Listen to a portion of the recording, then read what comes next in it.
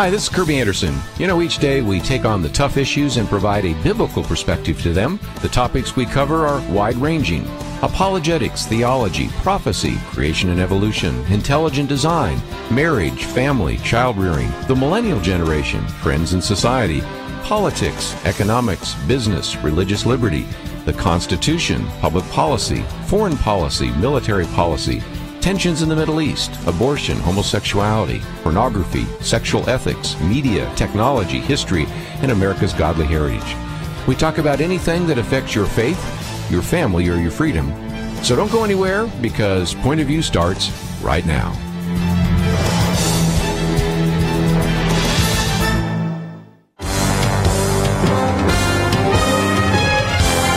Across America, live. This is Point of View.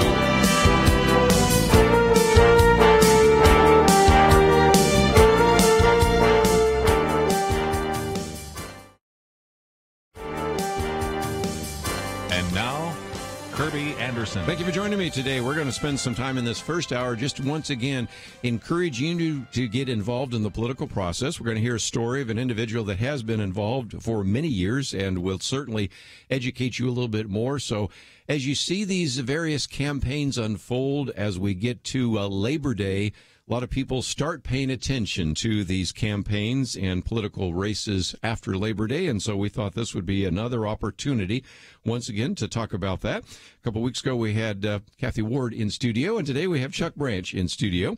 Elected to the McKinney City Council, also a councilman, which we'll talk about, actually part of something else that is going to be interesting as we talk about the Republican Party, and an individual that will be serving there as well, a graduate both in elementary school, junior high, and high school from Richardson, and a graduate in college from the University of Texas at Dallas. And Chuck Branch, it's just great to have you in studio with us today. It's great to be here. Thank you for having me. You've been listening to this program for some time, as I understand. Yes, sir, for over 20 years. Yeah.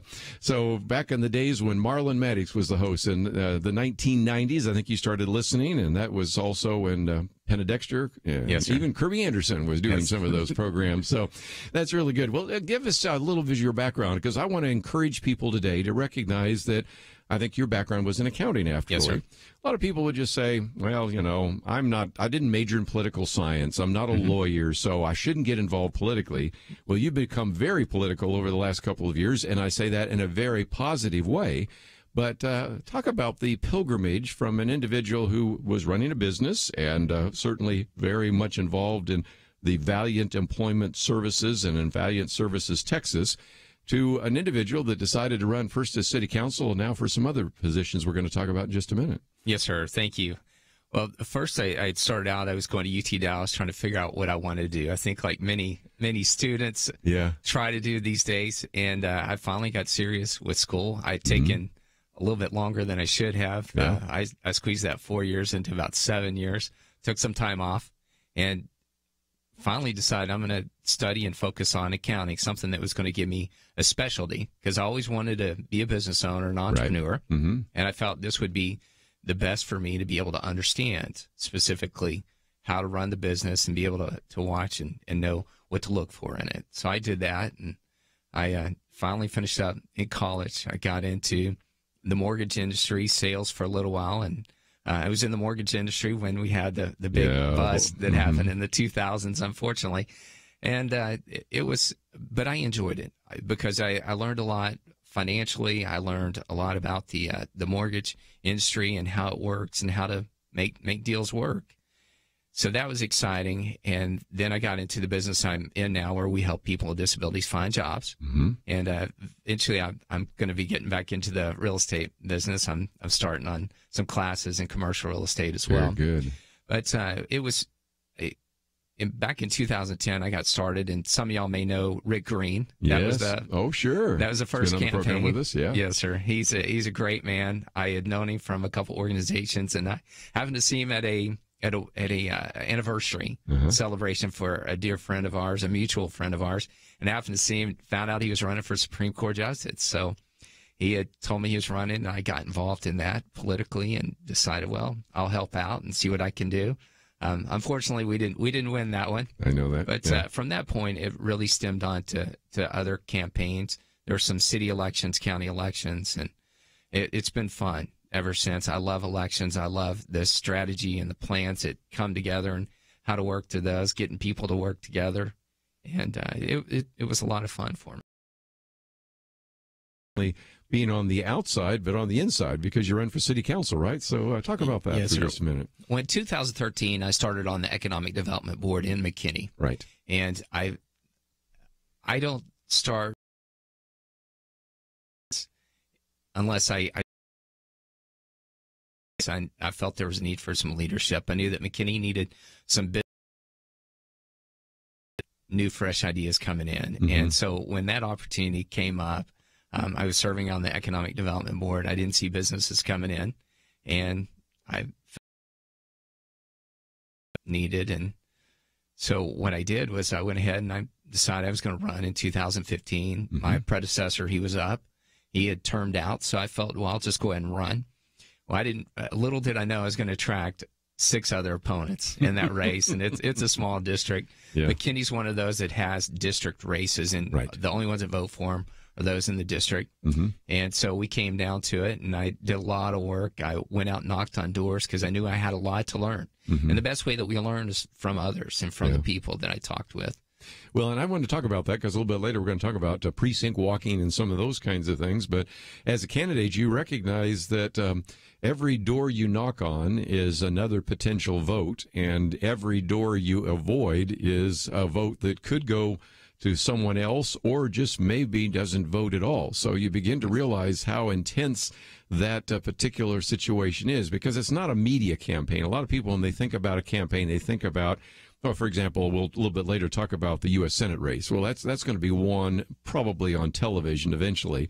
But most of these races, and when you're city council, when you're a state representative, it's just the whole ground game, isn't it? Yes, it is. And it takes going out there and meeting the people. They want to know that they have someone who's going to be approachable, someone who's going to listen to them, whether they agree with them 100% on their standpoints. I don't think any of us does. But people want to know that they're going to have someone who's going to listen to them and represent them. And again, you'll maybe have a coffee, and there's not a handful of people there, but again, those might be individuals that get motivated to go out and work for your campaign, right? Yes, sir. Absolutely. Yeah. So what about the city council before we get on to some of the newest responsibilities you have? But many people say, well, if you're a Christian, what does it matter? But has there ever been a chance for you to use maybe your Christian convictions, your conservative values in the city council meetings? Yes, sir, absolutely. When I first started out, again, as I stated before, it's about developing, it's about making sure that we represent the people. And through those values, I know that the Lord calls us to go into situations and not compromise our values, but figure out how to work with people. And so I've always done well with that, even with people who didn't believe in the same as I did in our faith. Yeah. Well, we're going to take a break, and when we come back, I want to talk about being a national councilman and what that means and some of those issues, because that has given you a chance not only to look at McKinney, or not just Collin County, but to look at some of the things in the state. And that, again, just maybe is something that people need to learn a little bit more about. How are these parties structured, and where are some of the decisions being made and those kinds of things? Of course, when we talk about a state convention and a precinct convention and things like that, I want to talk about some of those issues as well. And then, of course, just a few things I thought I'd mention now more than a few times. There is this Labor Day rally.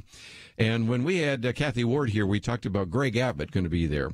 Well, it's kind of nonstop shopping for those of you now that are looking on the screen right now, because it is Greg Abbott, it's Senator Ted Cruz, it's Attorney General Ken Paxton, and a number of other people we'll talk about. And so if you've always wanted to meet some of these individuals and have some family fun, some live music, some activities, we're going to talk about what has been an incredible event that will take place next Monday. So we're going to talk about that as well. So we've got a lot more to cover. And by the way, if you'd like to join us at any point, you're welcome to do so. 1-800-351-1212. If you'd like to leave a note, we, of course, are broadcasting on Facebook Live. You can leave a note there. We'll be right back.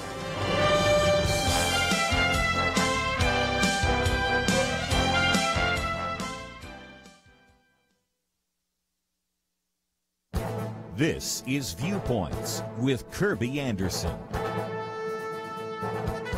A recent post on breadstate.com by someone with the identifier Surgeon67 caught my attention. It provides 4 important critiques of the current attempt to promote a single-payer, government-run healthcare plan using the title Medicare for All. The 4 points are regulations, rationing, cost, and right to healthcare. The discussion of regulations starts with this question. Have you ever seen a government program that didn't come with a stack of regulations that would make War and Peace seem like a birthday card rhyme? Government money comes with strings, and there isn't any evidence that all of those rules and regulations make the delivery of health care better. Rationing is certainly going to be part of a government-run program since the primary task will be to reduce cost. But if someone else is paying for it, you'll be less likely to cut cost. The only way that the government can keep down cost is to institute guidelines that explain who can qualify for those expensive medical tests. What about cost? One study estimates that Medicare for All will cost an additional $32 trillion over 10 years. Here is a simple request listed in the article. Tell me one government program that costs less than or equal to projections. No, take your time. I'll wait. It's possible that even that estimate is off by perhaps a factor of 2. The 4th point is the so-called right to health care. The surgeon says, I have never personally seen anyone denied care for anything life-threatening because they weren't covered. If someone had a ruptured spleen, we don't wait until the Visa card clears before we fix it, and we don't call Blue Cross for pre-certification. Medicare for All sounds nice until you begin to look into the details and what it will mean for you and your family. I'm Kerby Anderson, and that's my point of view. Take Kerby and the Point of View team with you on the go with the Point of View app. Search for Point of View Radio at the Apple or Google Play stores.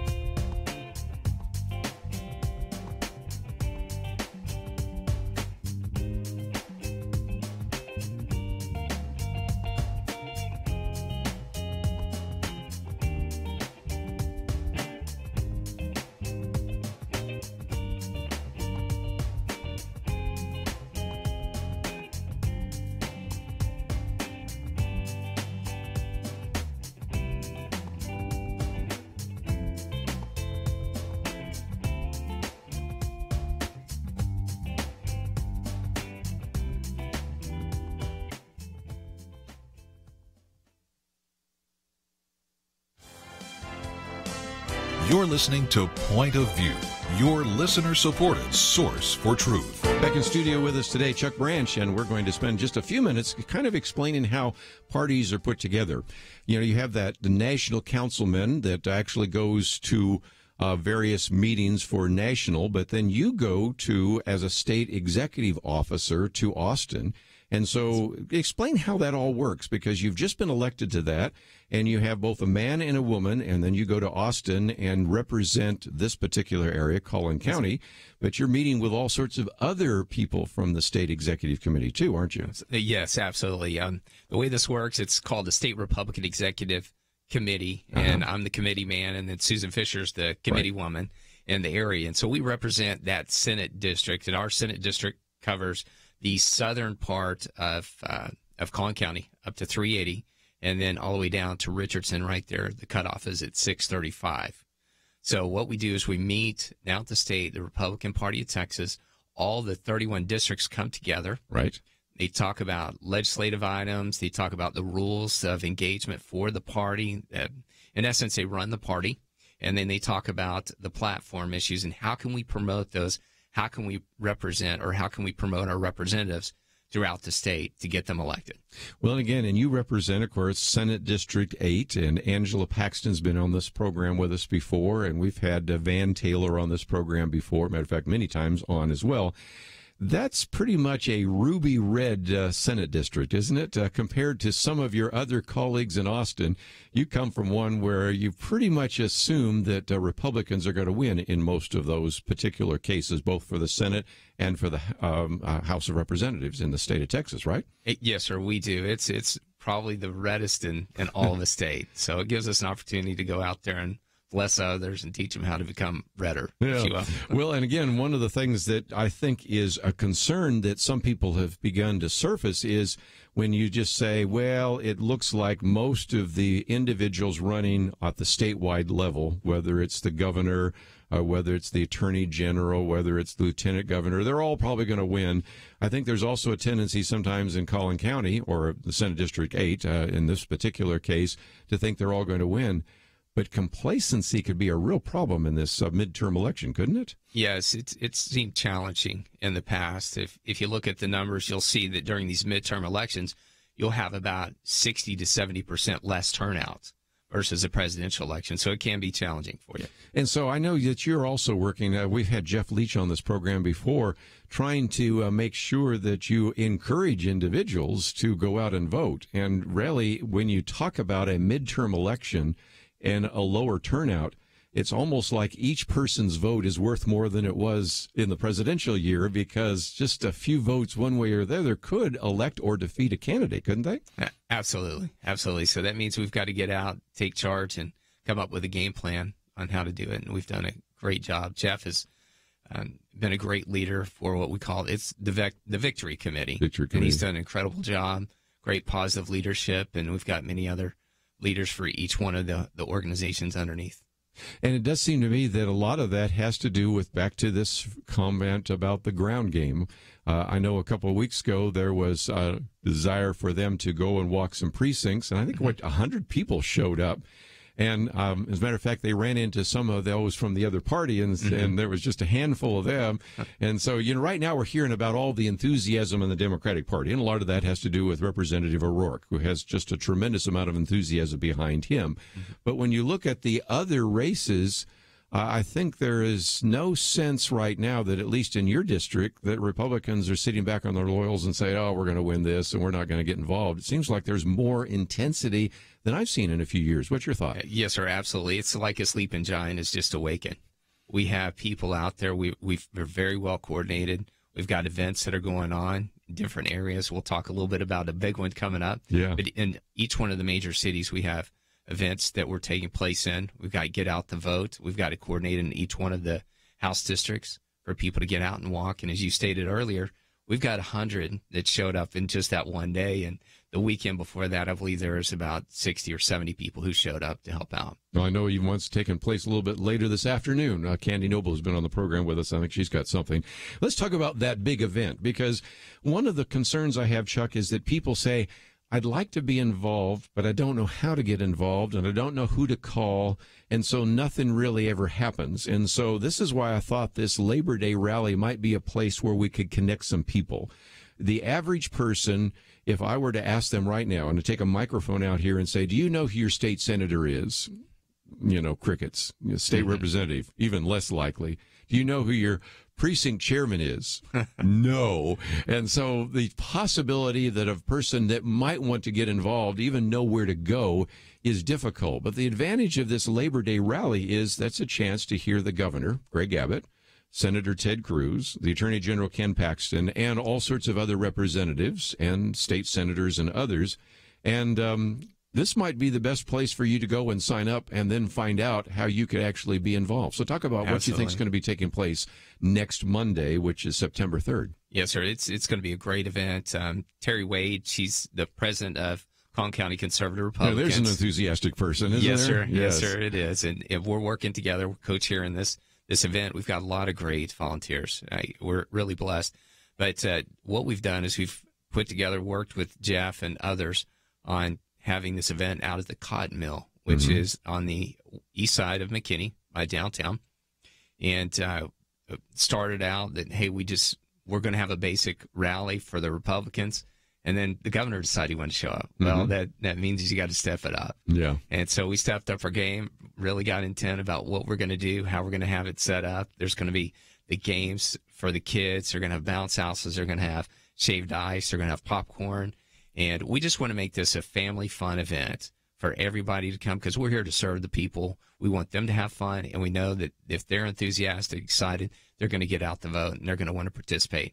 And just this past week, we found out and got confirmed that Senator Ted Cruz is going to join us. And then Attorney General Ken Paxton. So we're really blessed to have all those folks there. And again, it starts at 10 a.m. on Monday, the 3rd, and it's at the Cotton Mill in McKinney. Yes, of course, you know the McKinney area very well because you're on the city council. So yes, are you going to have enough room for everybody? I mean, now that these individuals are coming, because yesterday somebody was saying, well, did you know Ted Cruz is in town? Yeah, of course, he was just down the road from where we're broadcasting right now. But when you bring all these people in the same location on a day when very few people have to work, I got a feeling you're going to have a problem with overflow crowds. What's your thoughts? Yes, we're going to have, right now we've got it slated for about 800 people. And that's what it's maxed out at. We've talked with the fire marshal, and he's given us some approval on some things that we can do, because we do have people out there that we're hiring and bringing on to help us for any fire emergencies and such. So that gives us more leeway. We'll have about 1,000, I imagine, will show up for this. Well, again, it's the Collin County Republican Party Labor Day rally, so I thought some people might want to go to that. I actually did the RSVP, so they knew I was coming, and I think that it would be wise for everybody else to do that as well. We can provide a link, but I think you can just type on a Google search and find it. And, of course, it's at the Cotton Mill, which is in Elm Street there in McKinney. But, again, let's talk about that, because not only will they have a chance to hear some of the speakers, I just know there's a fair number of people that if you made it easy for me to actually know how I could help, and it could be as simple as putting up a sign. It could be as simple as making a phone call. It could be as simple as knocking on doors. But the concern, a lot of people say, well, I might not know what to say, but you can be trained. I might not know how to use the phone. Well, they've got some apps now that make it really easy. So talk about that, because we've made it a lot easier in the old days. When my dad ran for office, boy, we didn't have any of this technology, and I'm a 12-year-old trying to figure it out. But now we really have made it very easy for individuals if they want to get involved in a political campaign, right? Absolutely, absolutely. One of the first steps I would encourage anyone to do is go to the website, sign up as a volunteer on the Collin County GOP website, and then you can come out to any of our events, get plugged in. We're going to have at the rally, each one of the clubs, there's about 15 clubs in the Republican Party of Collin County.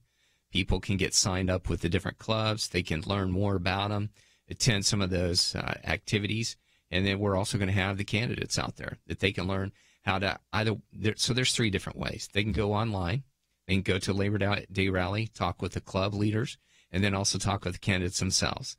Anybody would be happy to help you get engaged. And then we've been working with Abbott's team and Cruz's team and others out there that will help us get engaged and also show us how to use those apps. And I might just mention, too, that just because it's Collin County doesn't mean that if you're in Denton County or Dallas County, you can't come as well. But you might also want to then find out from them how you could connect up to some things in your community. But we need to take a break. Sir. When we come back, perhaps you have a question or a comment. Maybe you've been involved in this in the past, or maybe you'd like to know a little bit more about what it means to be involved in some of these campaigns. We'll talk about that. And I thought when we come back, we'll talk about a couple of these races.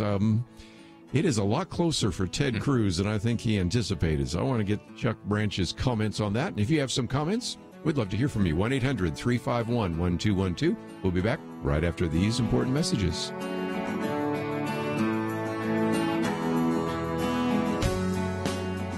There is no more dangerous time than when things are going well. Remember Elijah on Mount Carmel? Fire came down. There was no doubt who was God, but what happened next? He went from amazing faith to a time of great fear and depression. Many Christians have been very thankful a certain Democratic candidate for president was not the one to nominate 2 replacements for the Supreme Court. But as with Elijah, times of great victory are also times of great danger. Moments like this are not the time to take it easy. This is not the time to let our guard down. This is a time to double down on our work in the community, to serve and pray and plan and invest in a better future.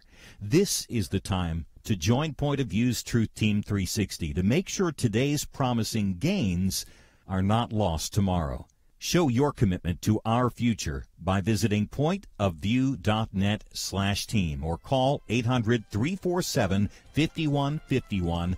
Ask to join the Truth Team. Pointofview.net/team and 800-347-5151. Point of View will continue after this.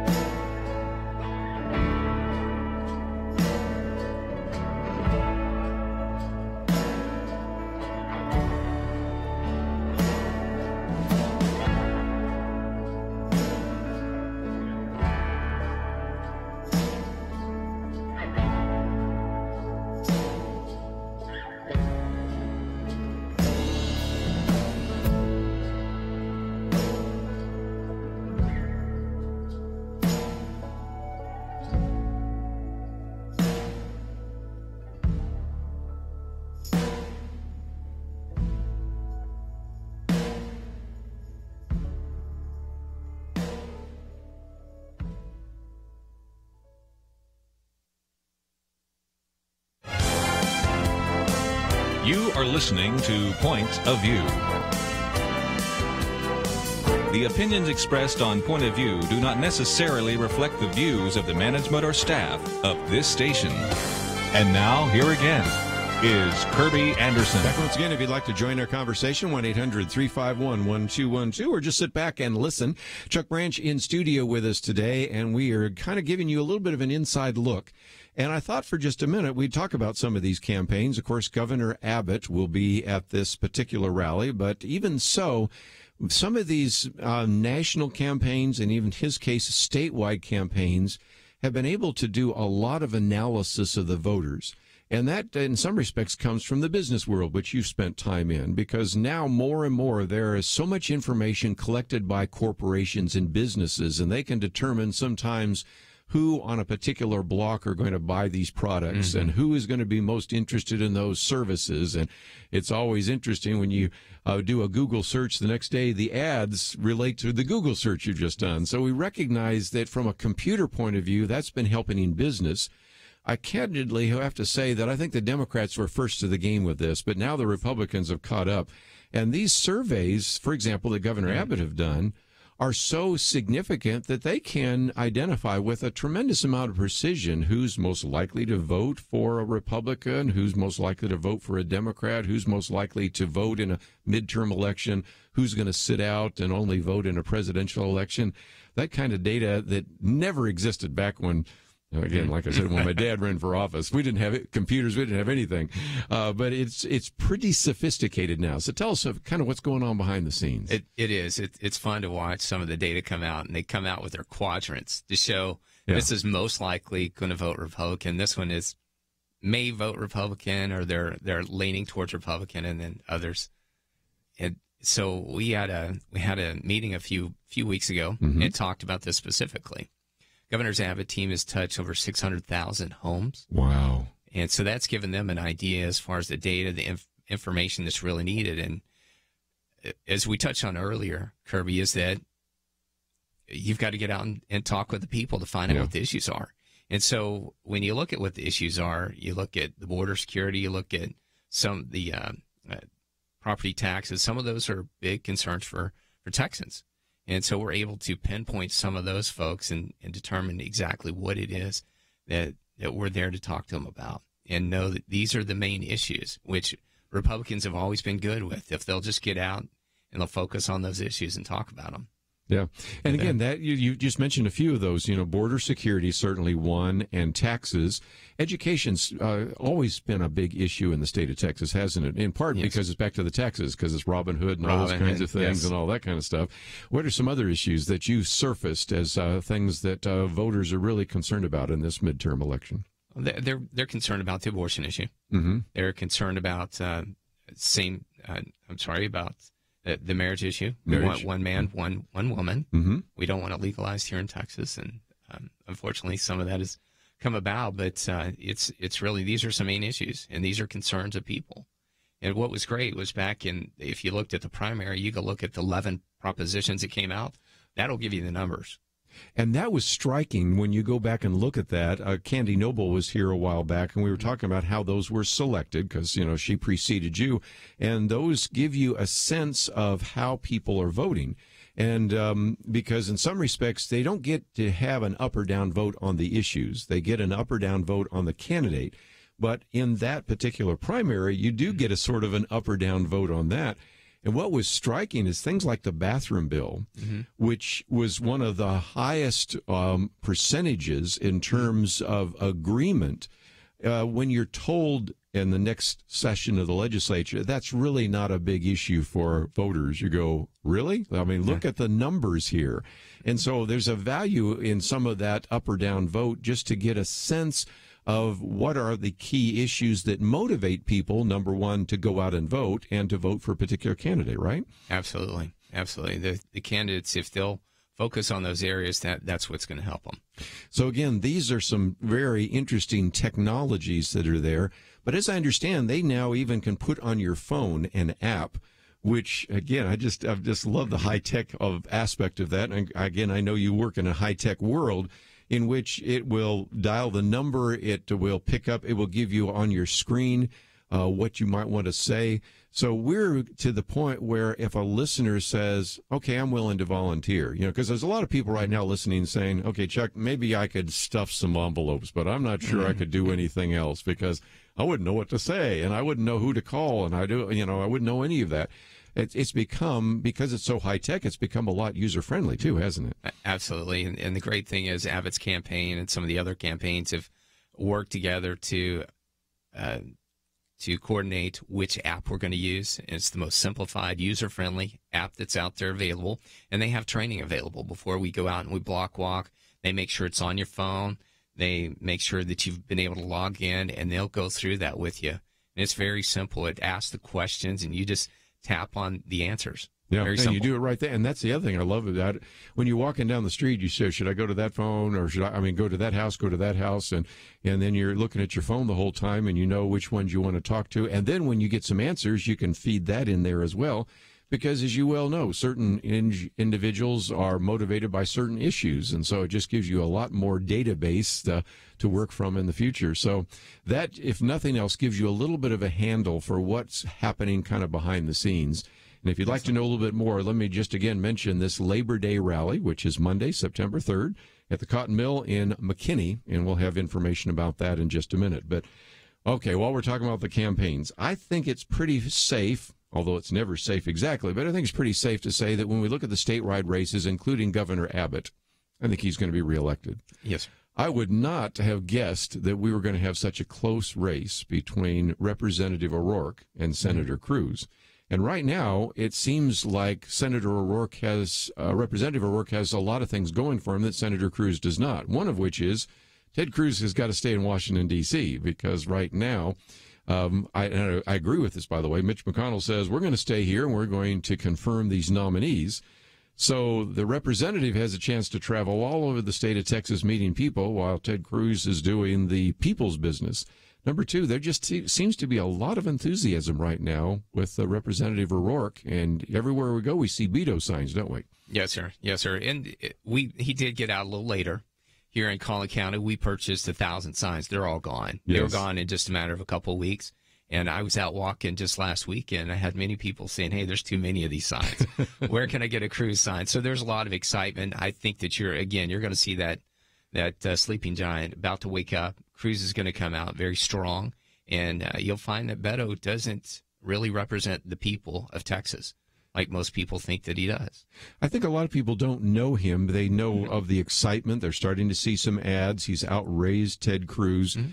But one of the things that I thought might kind of change the dynamic would be these debates. But, originally we were supposed to have a debate this Friday. I don't think that's happening. And so any thoughts about what that might mean? Because, again, sometimes people like Representative O'Rourke. Looks like a Kennedy, looks like a Clinton, rolls up his sleeves, skateboarding the other day on a parking lot. I mean, they're just, and he's very enthusiastic. So it seems to me that works for him, but ultimately you just don't elect a person because you like their personality. You elect him because of how he or she's going to vote in the Senate. And that, I think, is something that would surface very quickly in a debate, don't you think? Absolutely, it would. And you've also seen some of the issues that he's come out and you've seen, such as opposing money going to the Hurricane Harvey relief. There's been some other areas that really just don't represent our state and the values of what we have here in Texas. He did a commercial about the NFL players kneeling and perceived that as a positive. And again, for some people, that's a positive. For others, it was a negative. So again, as you take some stands, that's part of the issue. And when a person is not well known, obviously he's been a representative over in El Paso, you have kind of what I call the Vanna White syndrome. Everybody loves Vanna White, but they have no idea what her politics is. And the same thing, if he looks nice and you like what he seems to be able to say and he's got lots of platitudes, you go, okay, it seems like a good person. When you get into the specific issues and how that individual is going to vote in the United States Senate for the next 6 years, that's a little different kind of issue. So when we come back from the break, I thought we would also focus on a couple of other races because we've looked at these national ones, but some of these local races are of a concern as well. And in the state, you see a couple of cases where there may be a member of Congress that's not going to be reelected. even in your Collin County, you've got a couple of state representatives that are going to have some close races. So, again, it just illustrates, again, that at a time when we have some of these close races, people need to get involved. And also at a time when we have these close races, we need to make sure that citizens are actually the ones voting. And we're going to have Don Huffines back in here again, talk about the number of individuals, which was it? The last estimate's 280,000 illegal aliens are registered to vote in the state of Texas. And that's a few. Yes. And that could be the difference in some of these elections. So that's why I think it's important to pay attention to that issue. And we'll get Senator Don Huffines back to give us an education on what's happening in the state of Texas, and in particular in Dallas County. We'll be back right after this.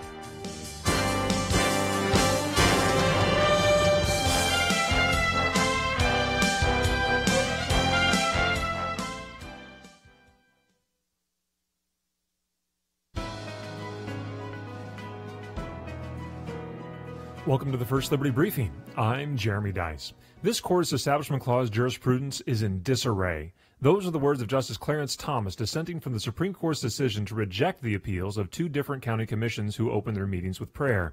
The commissioners in Jackson County, Michigan, and Rowan County, North Carolina, have followed a long-standing tradition in our country of opening legislative meetings in prayer. While the U.S. Court of Appeals for the Sixth Circuit said that individual commissioners leading prayer is constitutional, the Fourth Circuit disagreed. We know from past decisions of the Supreme Court that the lawmakers could hire a chaplain to lead the prayers or have a local volunteer pray. So why not the lawmakers themselves? As Justice Thomas observed, the only real difference is the person leading the prayer.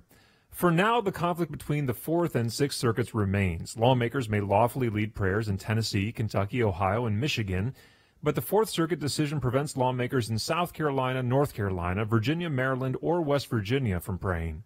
We hope other circuits will follow the reasoning of the Sixth Circuit because, as Justice Thomas said in his dissent, the Fourth Circuit's decision is both unfaithful to our precedents and ahistorical. As long as this country has had legislative prayer, legislators have led it.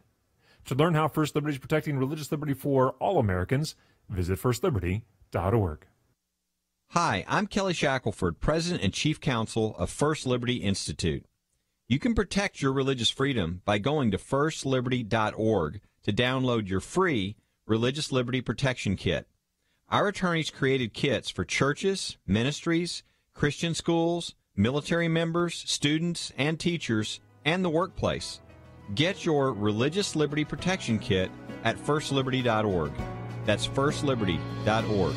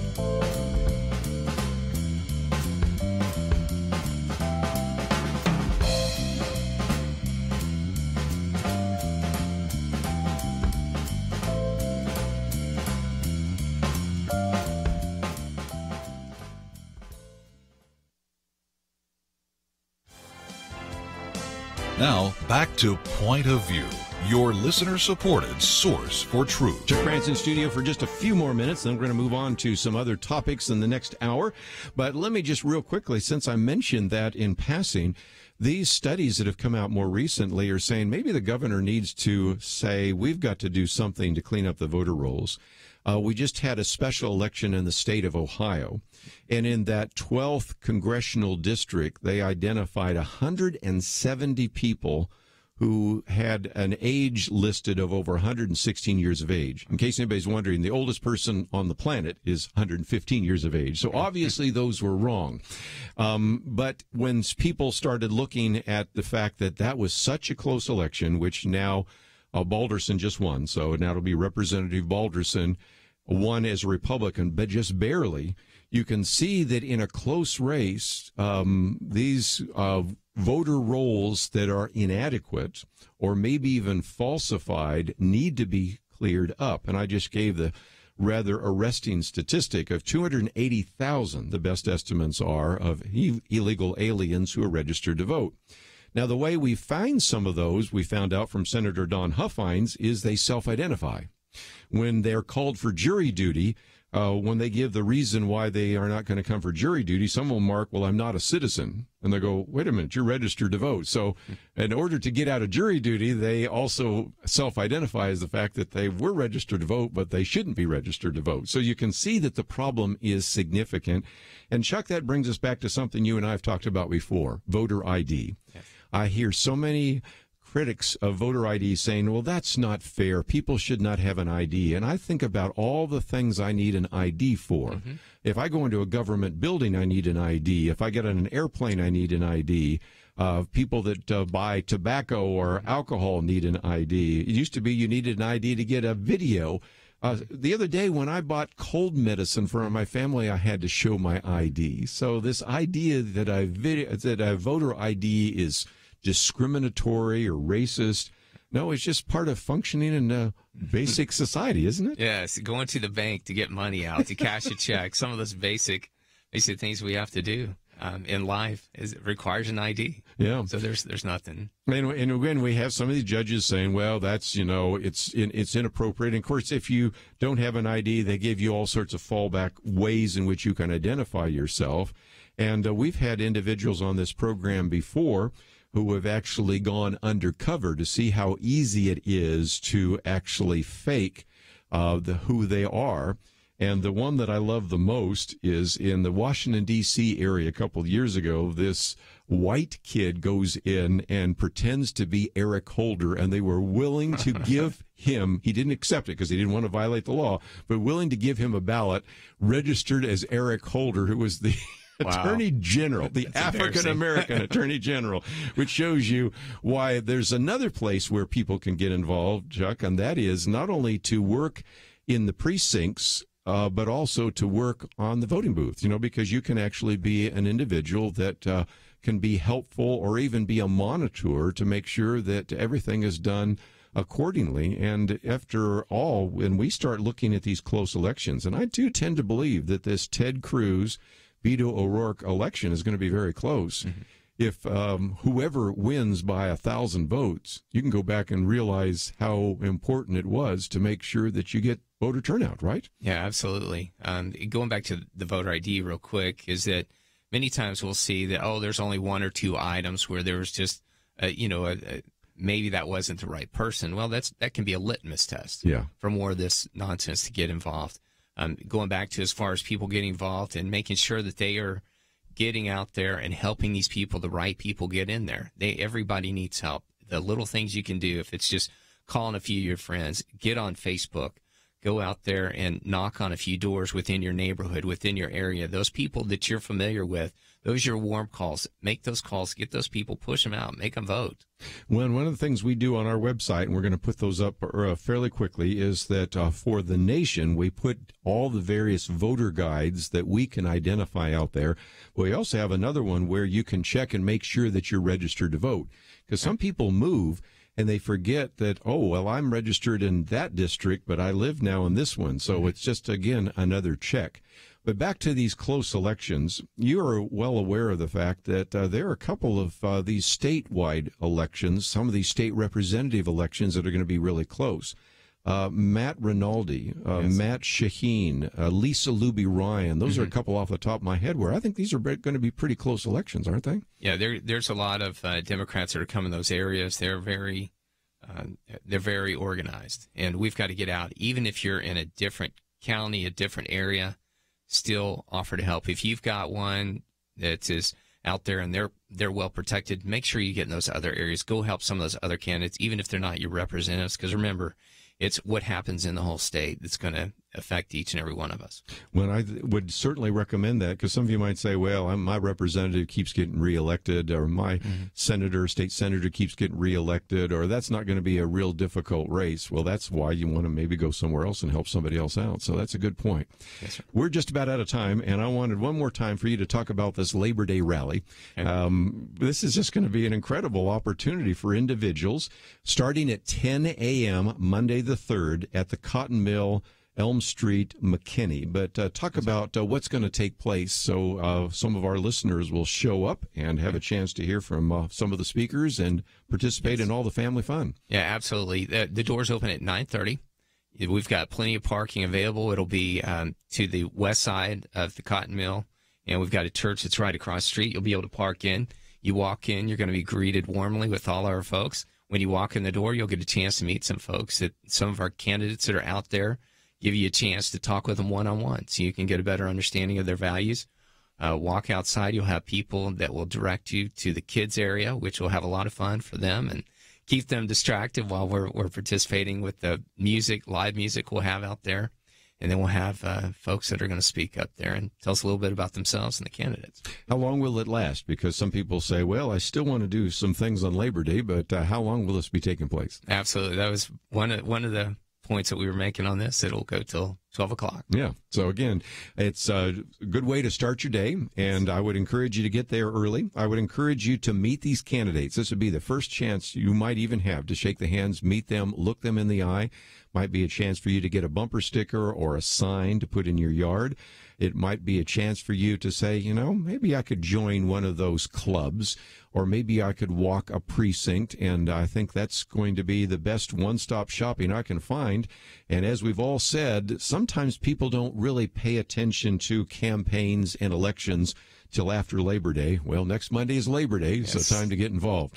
Those of us that are kind of policy geeks, well, we were always involved. But, for some people, they're just starting to pay attention. And so this is a great opportunity to hear just a few of the people speaking: Greg Abbott, Ted Cruz, Ken Paxton, almost all the candidates in the Collin County area, but probably some of the other areas will be there as well, because this is just going to draw from a lot more than just Collin County. So absolutely. I'm looking forward to it, and I'm looking forward to seeing you there as well. And thank you for the work you've been doing behind the scenes to make that happen. Thank you for having me. It's such a pleasure and honor to be here.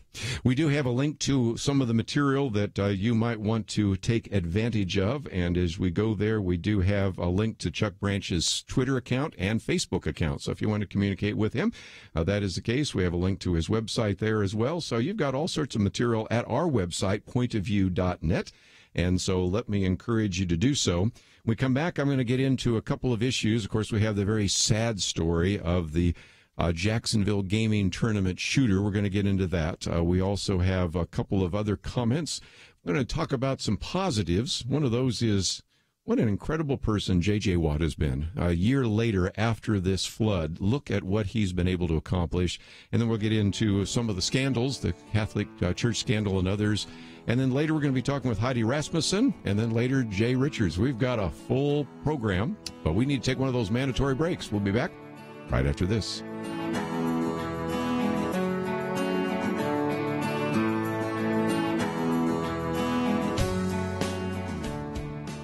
It wasn't long ago, it seemed, every official decision brought religious liberty and our ability to live as faithful Christians into question. Some of us wondered how long it would be before we were literally forced to choose between obeying God or men.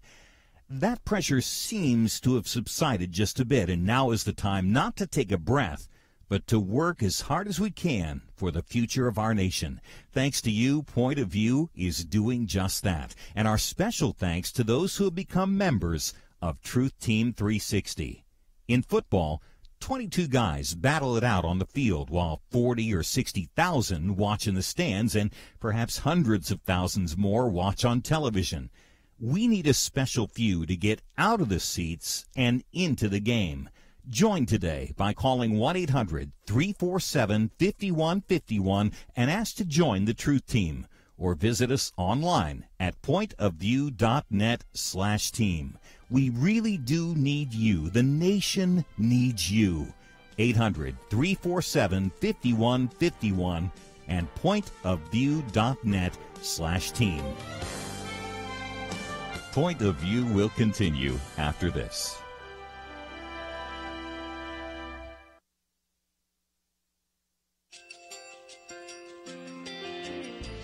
I just want to thank you so much for all the wonderful programming you have.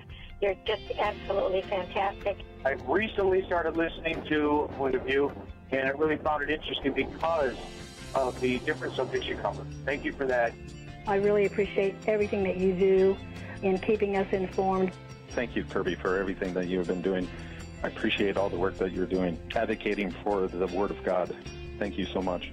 Point of View, I think, is absolutely necessary because it's a Christian perspective, a biblical worldview perspective, and receive very current, up-to-date information about what is really going on, week to week in our culture, which is changing so rapidly, and yet it's morally sliding backwards. Yeah, I'm just, first of all, I thank you guys. Y'all's program is wonderful, and enjoy it every day. I learn so much every time I listen to it. Point of View Radio Talk Show.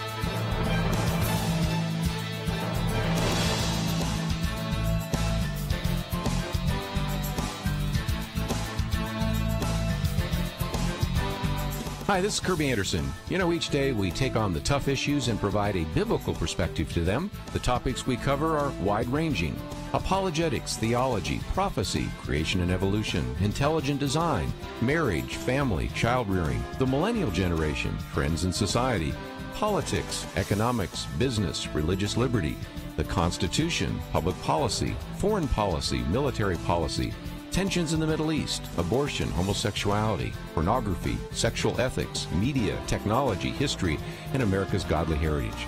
We talk about anything that affects your faith, your family, or your freedom. So don't go anywhere, because Point of View starts right now.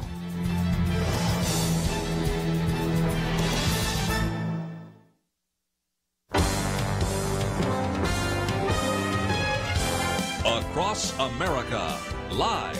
This is Point of View.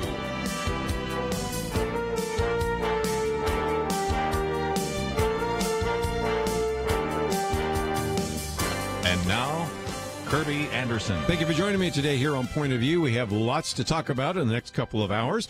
We'll get into the very tragic story of that Jacksonville gaming tournament shooter and what we now have learned, which is sobering. And again, a question of what we can and should do about those particular set of circumstances and how that unfolded.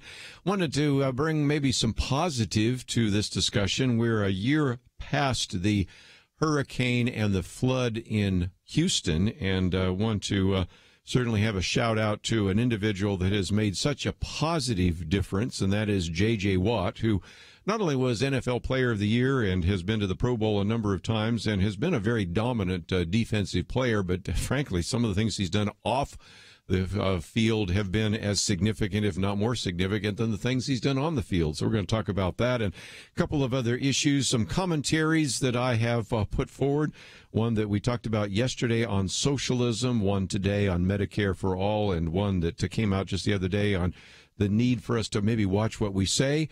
And later, after we've done some of these interviews, I also want to get back to the crisis of what the Catholic Church has been facing. We've posted a couple of articles, one by Michael Doherty, and then a very good piece by David French, why Protestants should also care about the Catholic catastrophe. So we've got a lot to cover in the next couple of hours. In between all of that, of course, we have Heidi Rasmussen with us.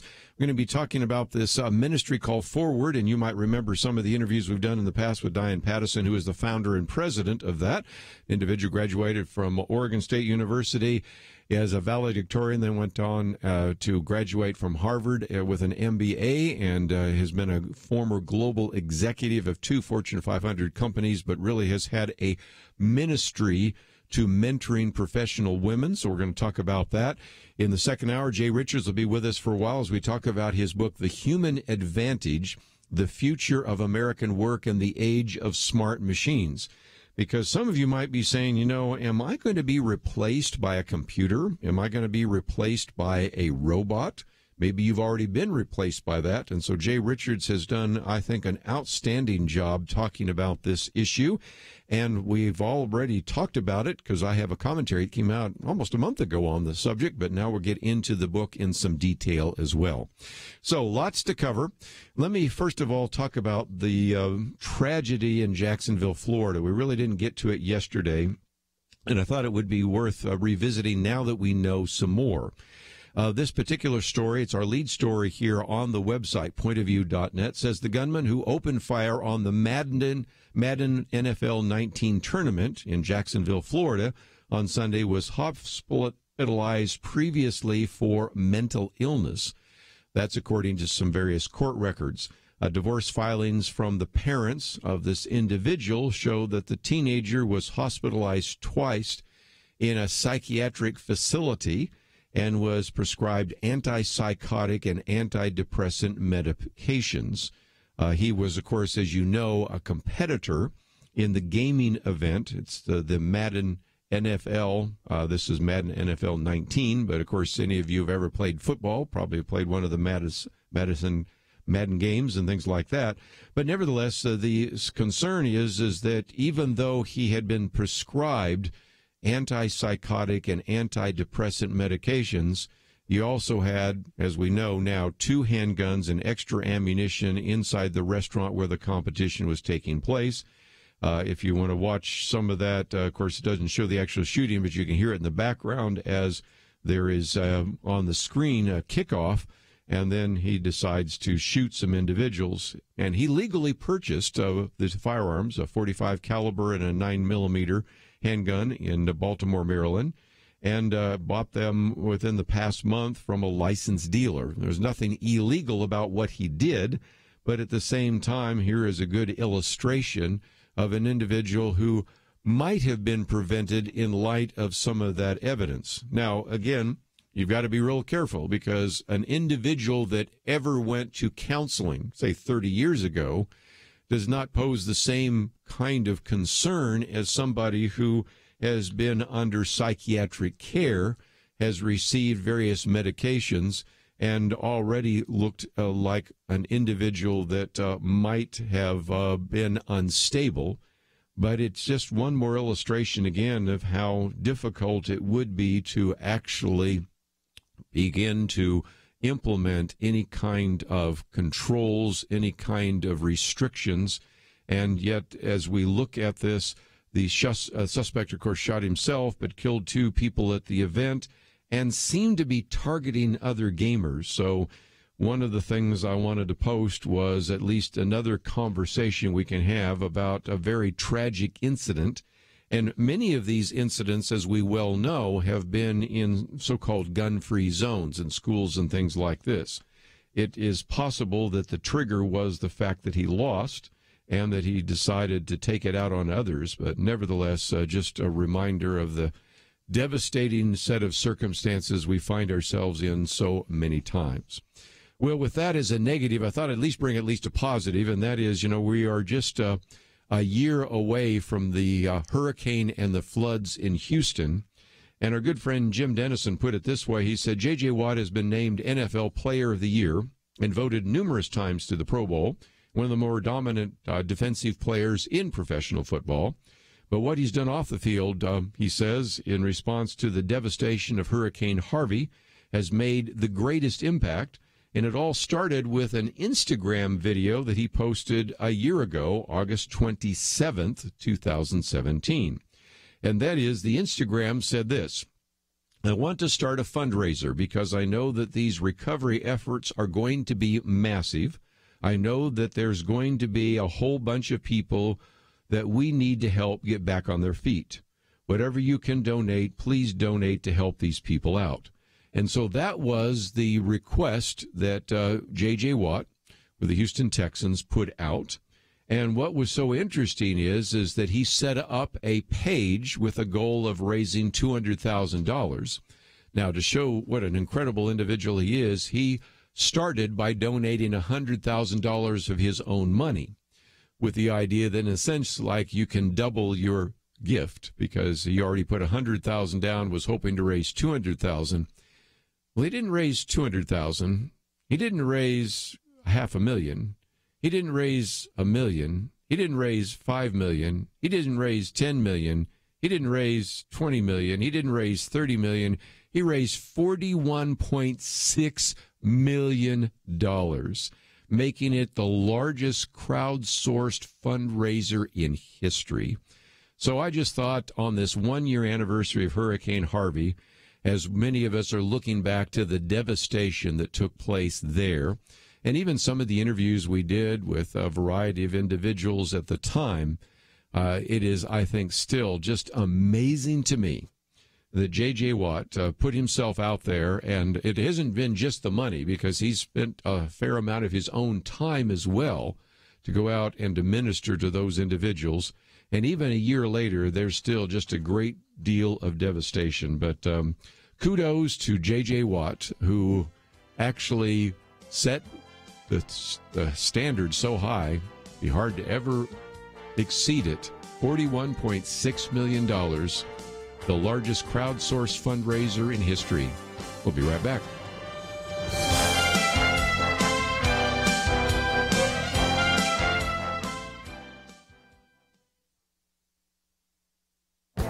This is Viewpoints with Kerby Anderson. recent post on breadstate.com by someone with the identifier Surgeon67 caught my attention. It provides 4 important critiques of the current attempt to promote a single-payer, government-run healthcare plan using the title Medicare for All. The 4 points are regulations, rationing, cost, and right to healthcare. The discussion of regulations starts with this question. Have you ever seen a government program that didn't come with a stack of regulations that would make War and Peace seem like a birthday card rhyme? Government money comes with strings, and there isn't any evidence that all of those rules and regulations make the delivery of health care better. Rationing is certainly going to be part of a government-run program since the primary task will be to reduce cost. But if someone else is paying for it, you'll be less likely to cut cost. The only way that the government can keep down cost is to institute guidelines that explain who can qualify for those expensive medical tests. What about cost? One study estimates that Medicare for All will cost an additional $32 trillion over 10 years. Here is a simple request listed in the article. Tell me one government program that costs less than or equal to projections. No, take your time. I'll wait. It's possible that even that estimate is off by perhaps a factor of 2. The 4th point is the so-called right to health care. The surgeon says, I have never personally seen anyone denied care for anything life-threatening because they weren't covered. If someone had a ruptured spleen, we don't wait until the Visa card clears before we fix it, and we don't call Blue Cross for pre-certification. Medicare for All sounds nice until you begin to look into the details and what it will mean for you and your family. I'm Kerby Anderson, and that's my point of view. Take Kerby and the Point of View team with you on the go with the Point of View app. Search for Point of View Radio at the Apple or Google Play stores.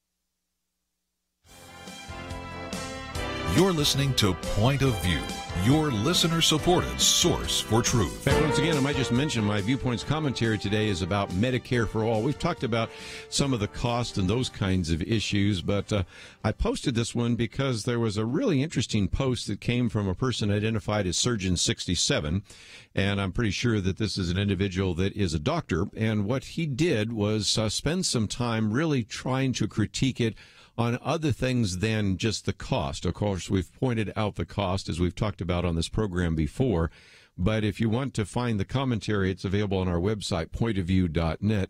And the first one, of course, was just the whole issue of regulations. Anybody that's worked in the healthcare field has to recognize that regulations drive up the cost and also sometimes prevent individuals from getting the kind of pharmaceuticals or the kind of treatment they want to have.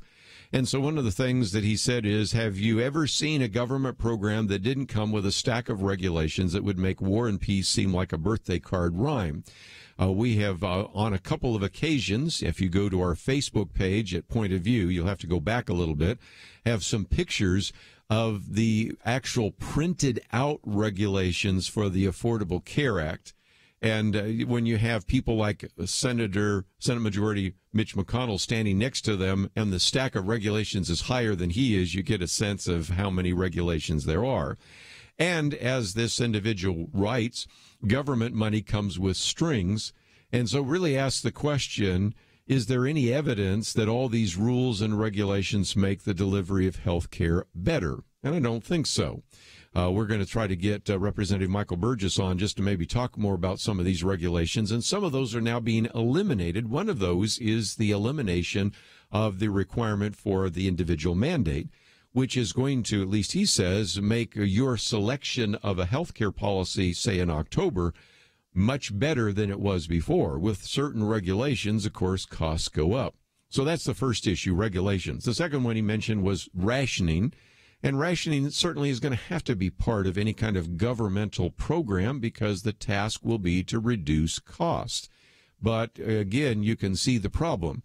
Right now we have costs sometimes getting out of hand when someone else is paying for it. The example I love to use is if I'm taking somebody out for dinner and we're both paying for it, you're going to pay a lot more attention to price than if I'm putting it on the company card, right? Well, you understand that. And when you go to a doctor and somebody else is paying for it, you are ultimately, but nevertheless, you aren't paying attention to cost. But when you have it as a government program, you're going to have to pay attention to cost, but you aren't necessarily going to have to pay attention to it. The government and bureaucrats are going to have to pay attention to it. And so that's why you're going to have all sorts of guidelines. And already we've had a pretty good illustration of what that looks like. Certain kinds of pharmaceuticals are available in the formulary and others are not. Certain kinds of treatments are available, others are not. Certain particular programs or services are available if you're a certain age and a certain health. You understand how that works, and so that is certainly the case. So one was regulations, two, rationing. The next one, of course, is cost, and as we pointed out before, you have, I think, a very clear illustration of that by the study that was done to say that it would cost an additional $32 trillion. But I love what Surgeon 67 says. He says, here's a simple request. Tell me one government program that costs less than or equal to projections. No, take your time. I'll wait. Of course, the point is you can't think of one.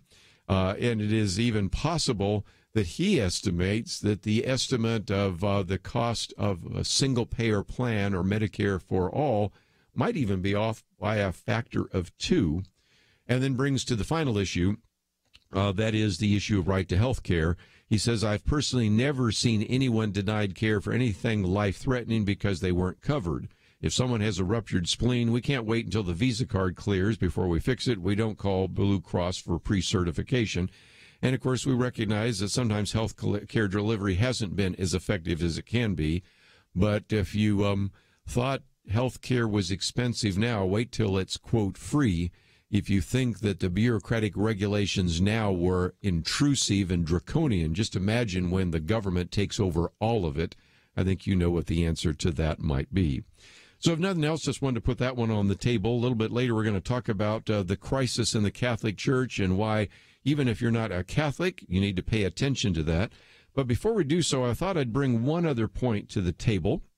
And this comes from our friend Jim Garrity, in which he asks a very important question.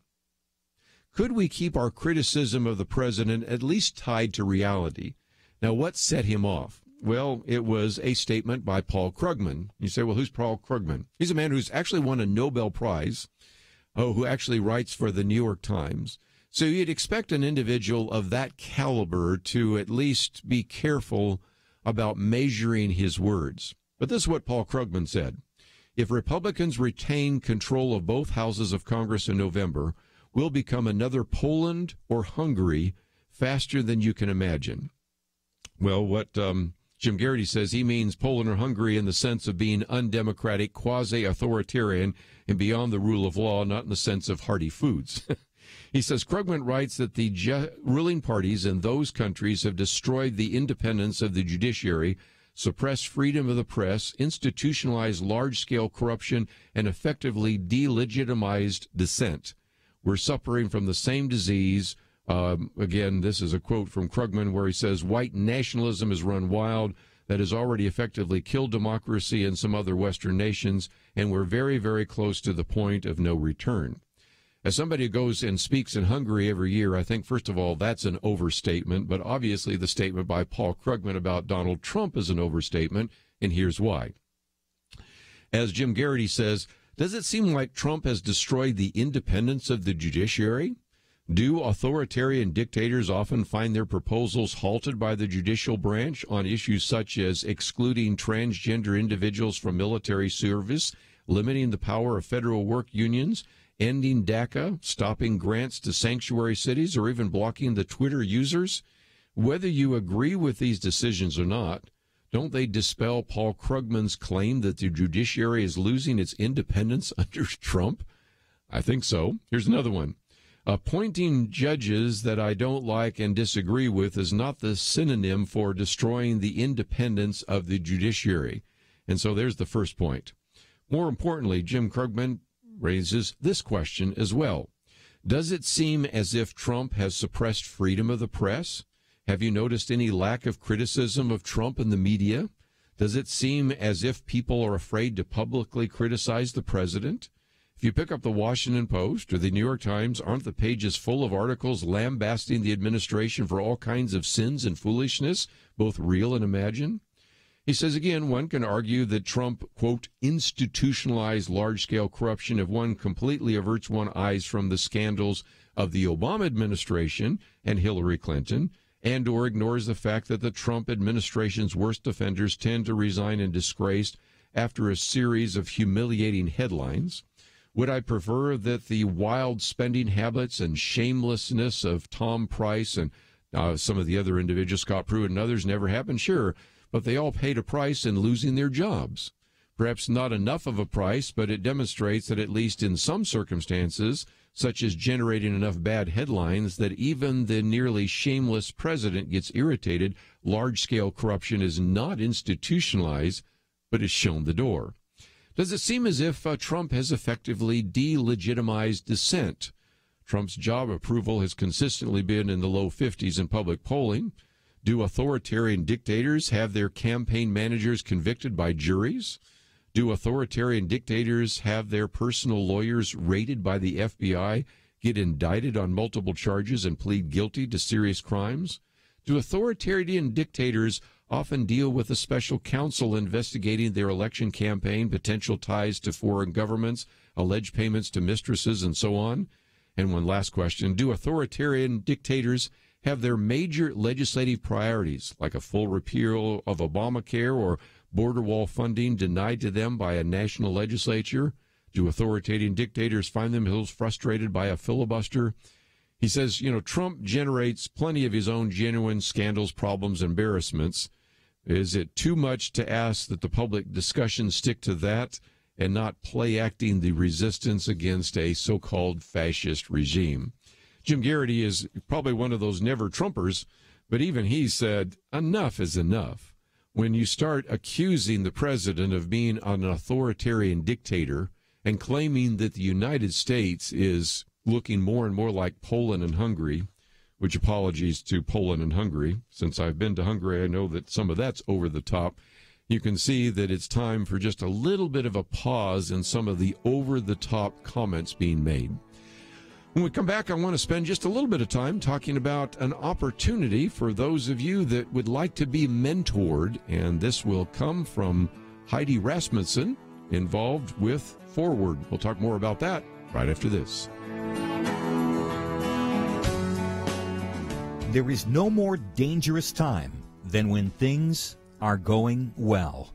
Remember Elijah on Mount Carmel? Fire came down. There was no doubt who was God, but what happened next? He went from amazing faith to a time of great fear and depression. Many Christians have been very thankful a certain Democratic candidate for president was not the one to nominate two replacements for the Supreme Court. But as with Elijah, times of great victory are also times of great danger. Moments like this are not the time to take it easy. This is not the time to let our guard down. This is a time to double down on our work in the community, to serve and pray and plan and invest in a better future. This is the time to join Point of View's Truth Team 360 to make sure today's promising gains are not lost tomorrow. Show your commitment to our future by visiting pointofview.net/team or call 800-347-5151. Ask to join the Truth Team.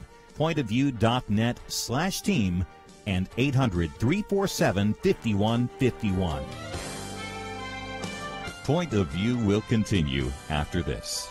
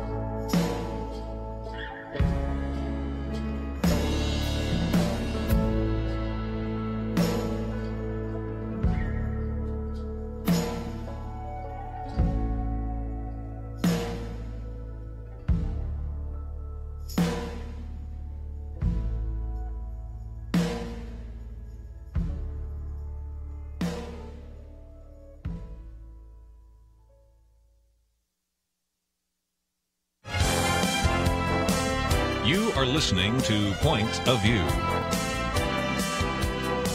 The opinions expressed on Point of View do not necessarily reflect the views of the management or staff of this station.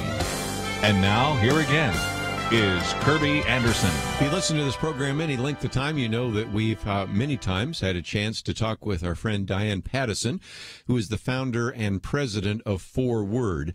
And this has been just an outstanding outreach for professional Christian women. And I appreciate her work. She graduated also from Oregon State University and is a Harvard MBA, worked at 2 different Fortune 500 companies, just a very gifted individual. And one of the things we've talked about with her in the past in her book is also the idea of a mentoring program. And I'd noticed that there was an opportunity still for some of you that might be professional women that would like to have a mentor. One of the things I found is there are all sorts of men and women, young men and young women, that would love to have someone mentor them. The difficulty sometimes is finding good people to mentor them, and so I wanted to make this available to you. And so we bring to the microphone here Heidi Rasmussen, who is a gifted communicator, as well as a brand builder, a trainer, a strategic planner, and a number of other things, and is actually the co-founder and COO of Fresh Bennies, and I'll talk more about the benefit organization she's with. And Heidi, it's just a delight to have you on the program with us today here on Point of View. I am so excited to be here. Thanks so much for having me, Kerby.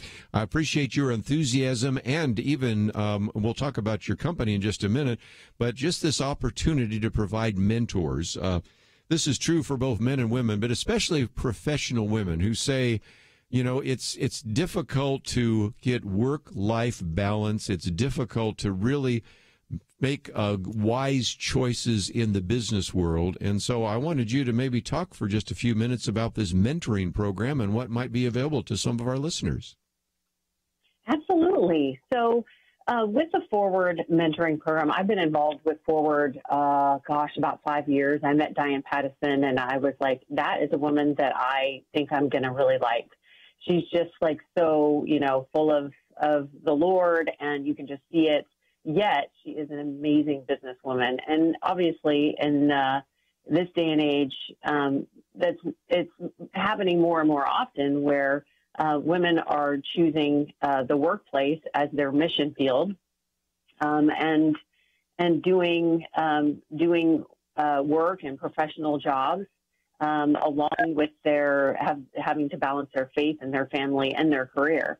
So those kind of things happen. It's a little different in that as you're trying to balance your faith and your family and your career, it's a little different than other women potentially who maybe don't have that faith aspect of it. So what I've heard from women who've been in this program, and I've been a mentor a couple times in this program, I've been a mentor and a mentee outside of the program. But inside of the program, what I've heard is that it's so nice to have the faith aspect of it, because you can kind of work, if you have a corporate job and they assign you a mentor, that's kind of the typical route in corporate America. But when they assign you that mentor, you kind of have this person that helps you through navigating through work situations and issues. And maybe sometimes you might talk about balancing your family at the same time, especially if you have a woman mentor who's been through it and can kind of handle that. But to add that faith aspect is just a totally different thing. There's a lot of times where we go through issues at work that you need to make a good decision about, or the right decision.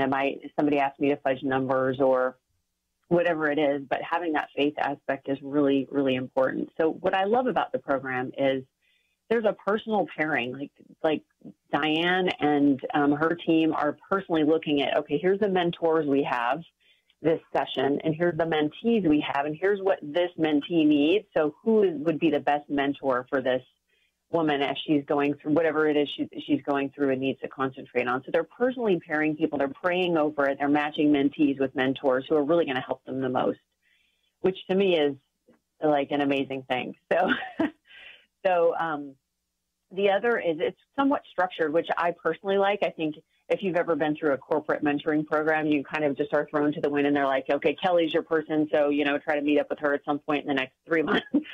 So it's just not as structured. That's right. So with this, it's not very structured, which is what I like. In the beginning, the mentee fills out some information so that the mentor is better prepared going in and has a little bit more idea of what the woman is needing to get out of the relationship and that kind of thing. So it's really nice to have that. And then at the beginning, they get all the mentors and mentees together for that session via a conference call, because we're all over the United States. Yeah. Mm-hmm. And let me just mention real quickly, some people might just say, okay, how do I do this? First of all, we've got a link to 4wordwomen.org. It's the number 4wordwomen.org. Of course, the bottom line is we have a link on our website, pointofview.net. And that is helpful because, as you point out, there's a mentor program. The sessions are coming to an end by the end of this week. So if you're interested in this, or I recognize some of you might be listening and know somebody that's interested who right now is working and not listening to this program, you might want to get this information to them pretty quickly because the deadline is the end of this week. And I meant to get you on earlier, but this is still fine. There's certainly enough time between now and Friday. Plenty of time. And, absolutely. And again, the example I love to use is I know Diane herself, and I've known her for years. Actually, when she was in the corporate world, asked a man to actually help her. And so that's a little different. And I think back to the point that you made, Heidi, it's one thing if you're a woman to ask a man. First of all, there's all sorts of problems with that. We can figure out right off the bat. I don't even have to go into those.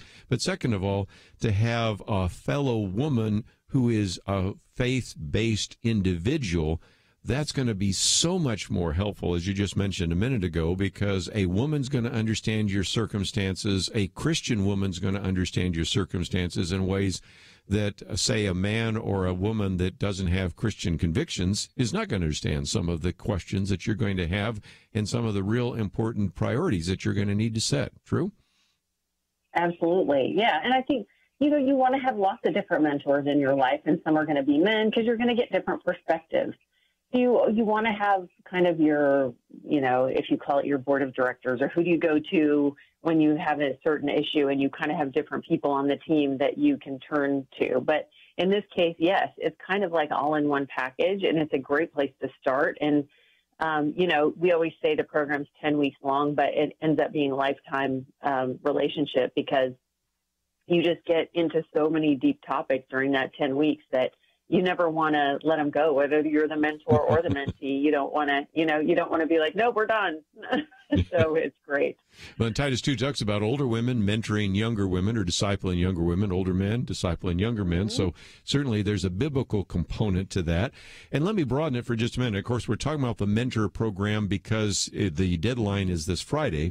But individuals that would like to benefit from some of the great material that Forward is making available, connecting, leading, and supporting women God-given potential, I think any of you can click on there. So if you're in the workaday world at all as a woman, I would encourage you to sign up for the newsletter. Of course, I get regular emails as well. And there is information about work, love, and pray. There's, of course, a way in which you can get involved in the mentoring program, attend a local group, Absolutely. Bring Forward to your church. And so there's just a lot of connection points, aren't there, Heidi? Yeah, it is. It's an amazing organization. And I would say personally, and what I've seen from other women is it really is life-changing to come alongside other women who are in a situation, especially if you feel like you're kind of out there on an island. But yeah, there's a membership program. There is, along with the mentorship program, there's local group events in bigger cities. I think we're at 16 cities now. So you really get to connect and fellowship with other women locally too. So and again, the content that Diane and her team are putting out about real life situations that are happening to women on Christian professional women on a regular basis, and just different blog posts and videos to really help women as they're navigating those, trying to balance it all.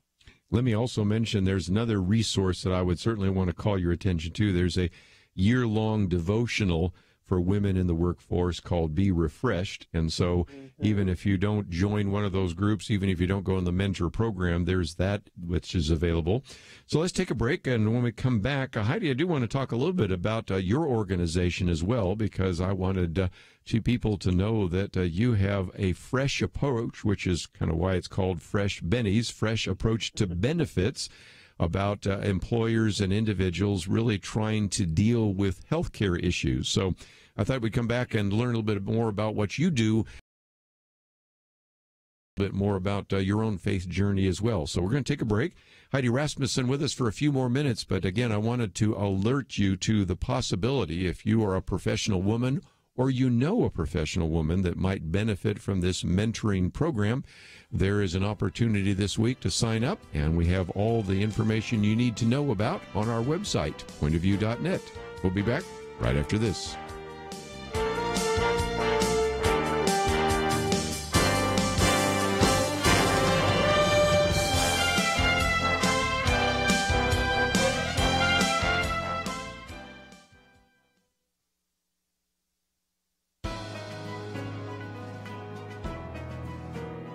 Welcome to the First Liberty Briefing. I'm Jeremy Dice.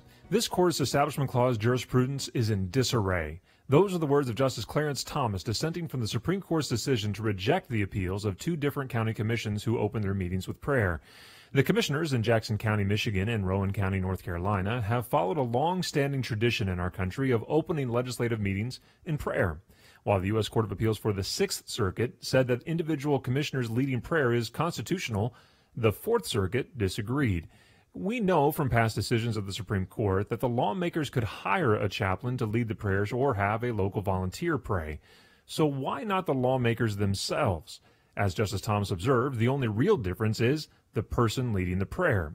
For now, the conflict between the Fourth and Sixth Circuits remains. Lawmakers may lawfully lead prayers in Tennessee, Kentucky, Ohio, and Michigan, but the Fourth Circuit decision prevents lawmakers in South Carolina, North Carolina, Virginia, Maryland, or West Virginia from praying. We hope other circuits will follow the reasoning of the Sixth Circuit because, as Justice Thomas said in his dissent, the Fourth Circuit's decision is both unfaithful to our precedents and ahistorical. As long as this country has had legislative prayer, legislators have led it. To learn how First Liberty is protecting religious liberty for all Americans, visit firstliberty.org. Hi, I'm Kelly Shackelford, President and Chief Counsel of First Liberty Institute. You can protect your religious freedom by going to firstliberty.org to download your free Religious Liberty Protection Kit. Our attorneys created kits for churches, ministries, Christian schools, military members, students, and teachers, and the workplace. Get your Religious Liberty Protection Kit at firstliberty.org. That's firstliberty.org.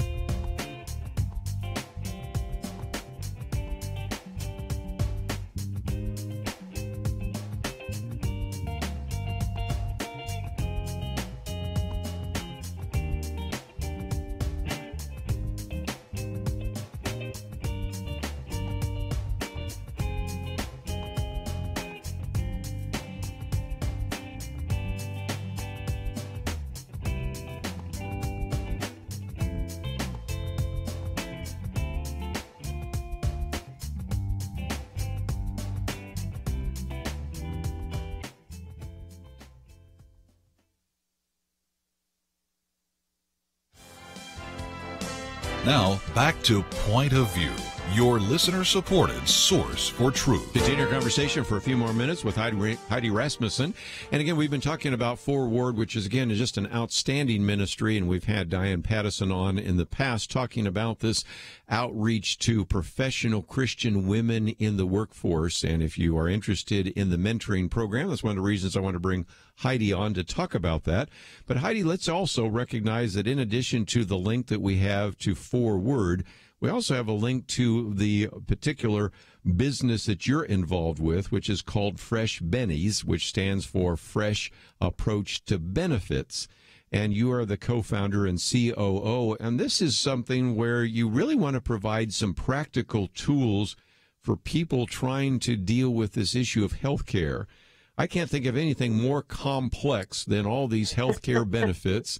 And Affordable Care Act was not affordable, and it was more confusing. And I know that's one of the reasons why you and others began this particular business. Talk about it, if you might.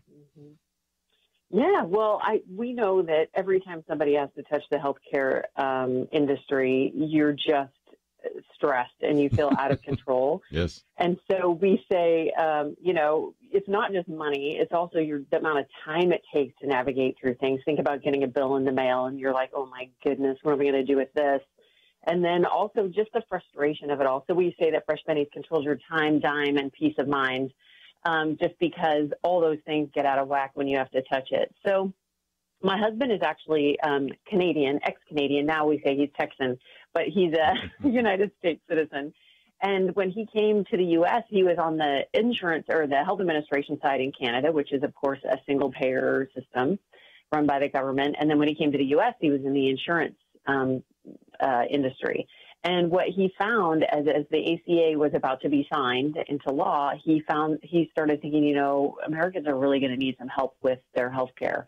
And so he started looking at these little individual benefits that are smaller benefits, but so helpful. So things like being able to call a doctor 24/7 and get a prescription written over the phone, or being able to email a specialist and say, I need a second opinion. I can't afford another doctor appointment. I don't have time, whatever it is. Or I've got this crazy rash and take a picture of it and just have somebody say, you're fine. You're not going to die from that mole or whatever it is.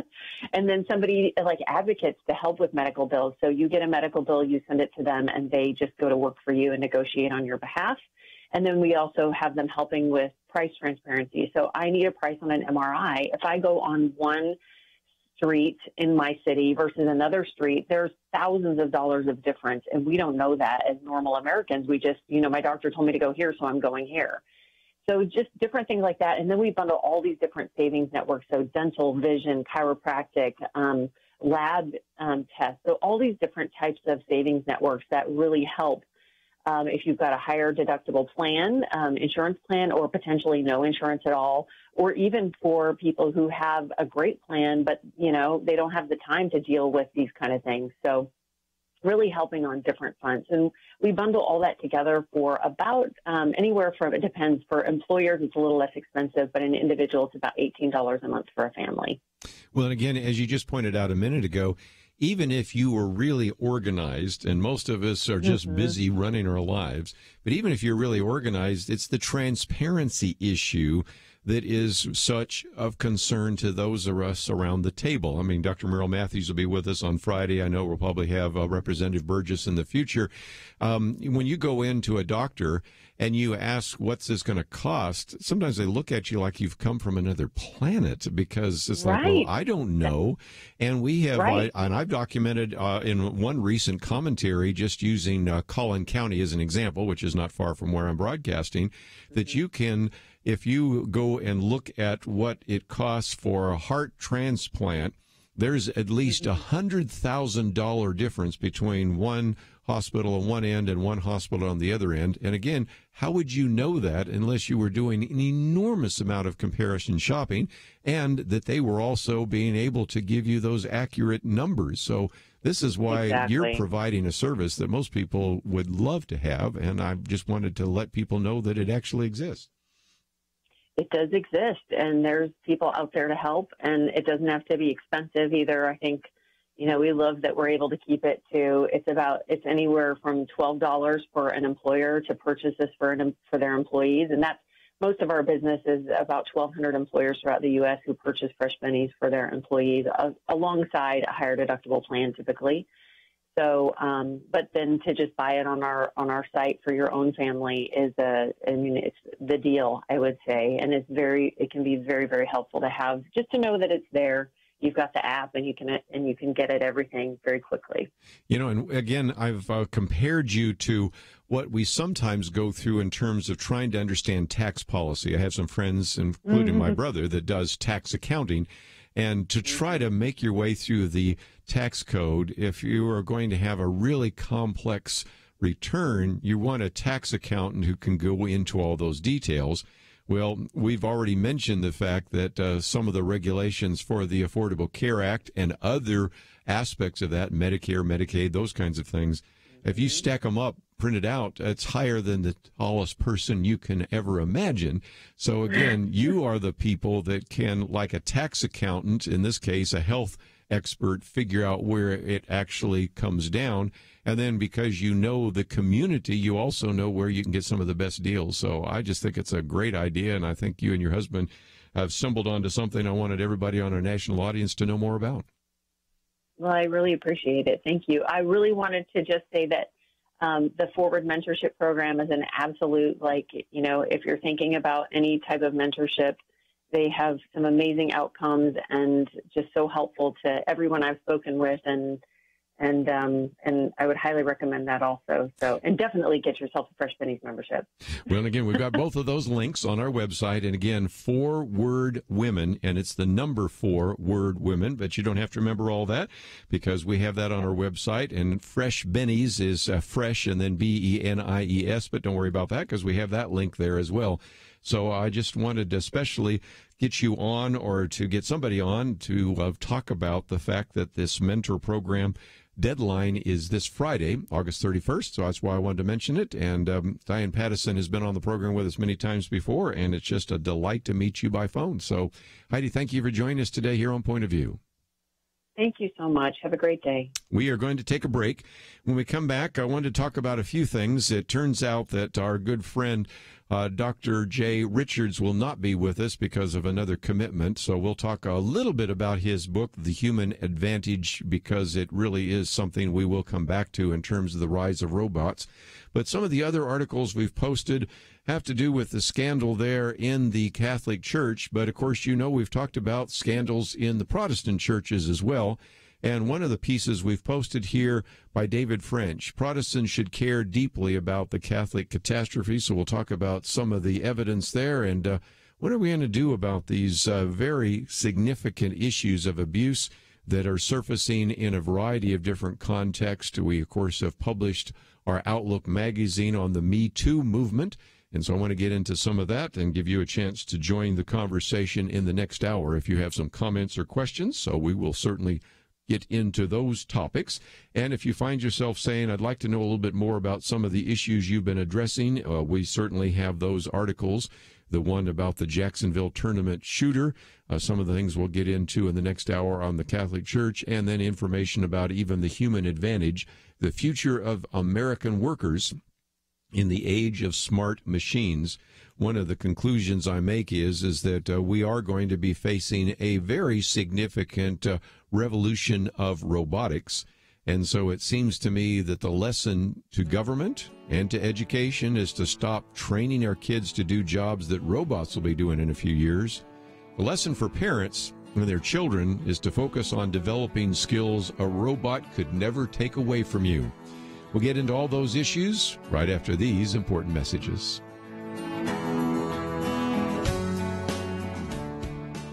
It wasn't long ago, it seemed, every official decision brought religious liberty and our ability to live as faithful Christians into question. Some of us wondered how long it would be before we were literally forced to choose between obeying God or men. That pressure seems to have subsided just a bit, and now is the time not to take a breath, but to work as hard as we can for the future of our nation. Thanks to you, Point of View is doing just that. And our special thanks to those who have become members of Truth Team 360. In football, 22 guys battle it out on the field while 40 or 60,000 watch in the stands, and perhaps hundreds of thousands more watch on television. We need a special few to get out of the seats and into the game. Join today by calling 1-800-347-5151 and ask to join the Truth Team, or visit us online at pointofview.net/team. We really do need you. The nation needs you. 800-347-5151 and pointofview.net/team. Point of View will continue after this.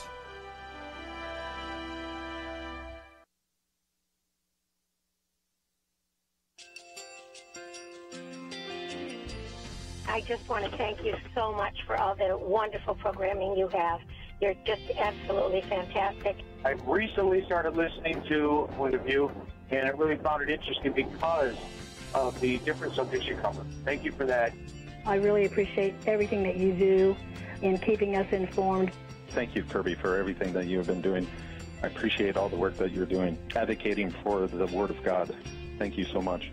Point of view, I think, is absolutely necessary because it's a Christian perspective, a biblical worldview perspective, and receive very current, up-to-date information about what is really going on, week to week in our culture, which is changing so rapidly, and yet it's morally sliding backwards.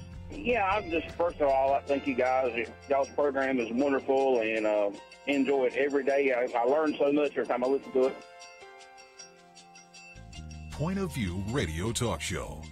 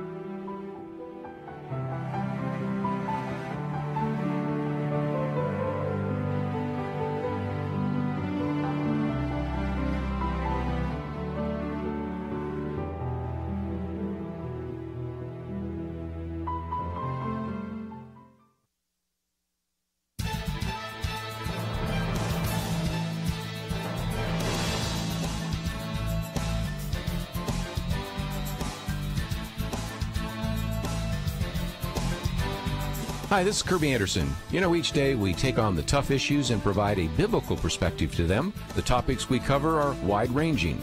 Apologetics, theology, prophecy, creation and evolution, intelligent design, marriage, family, child-rearing, the millennial generation, trends in society, politics, economics, business, religious liberty, the Constitution, public policy, foreign policy, military policy, tensions in the Middle East, abortion, homosexuality, pornography, sexual ethics, media, technology, history, and America's godly heritage. We talk about anything that affects your faith, your family, or your freedom. So don't go anywhere, because Point of View continues right now.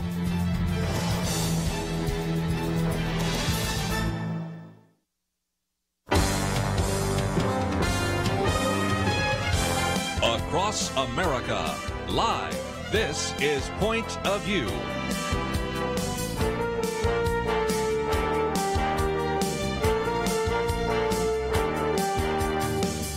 And now, Kerby Anderson. This hour, I want to spend some time coming back to a topic we've addressed before, the so-called Me Too movement, hashtag Me Too. And, of course, our May issue of Outlook addressed that issue, and we've talked about that before in terms of sexual harassment and sexual assault.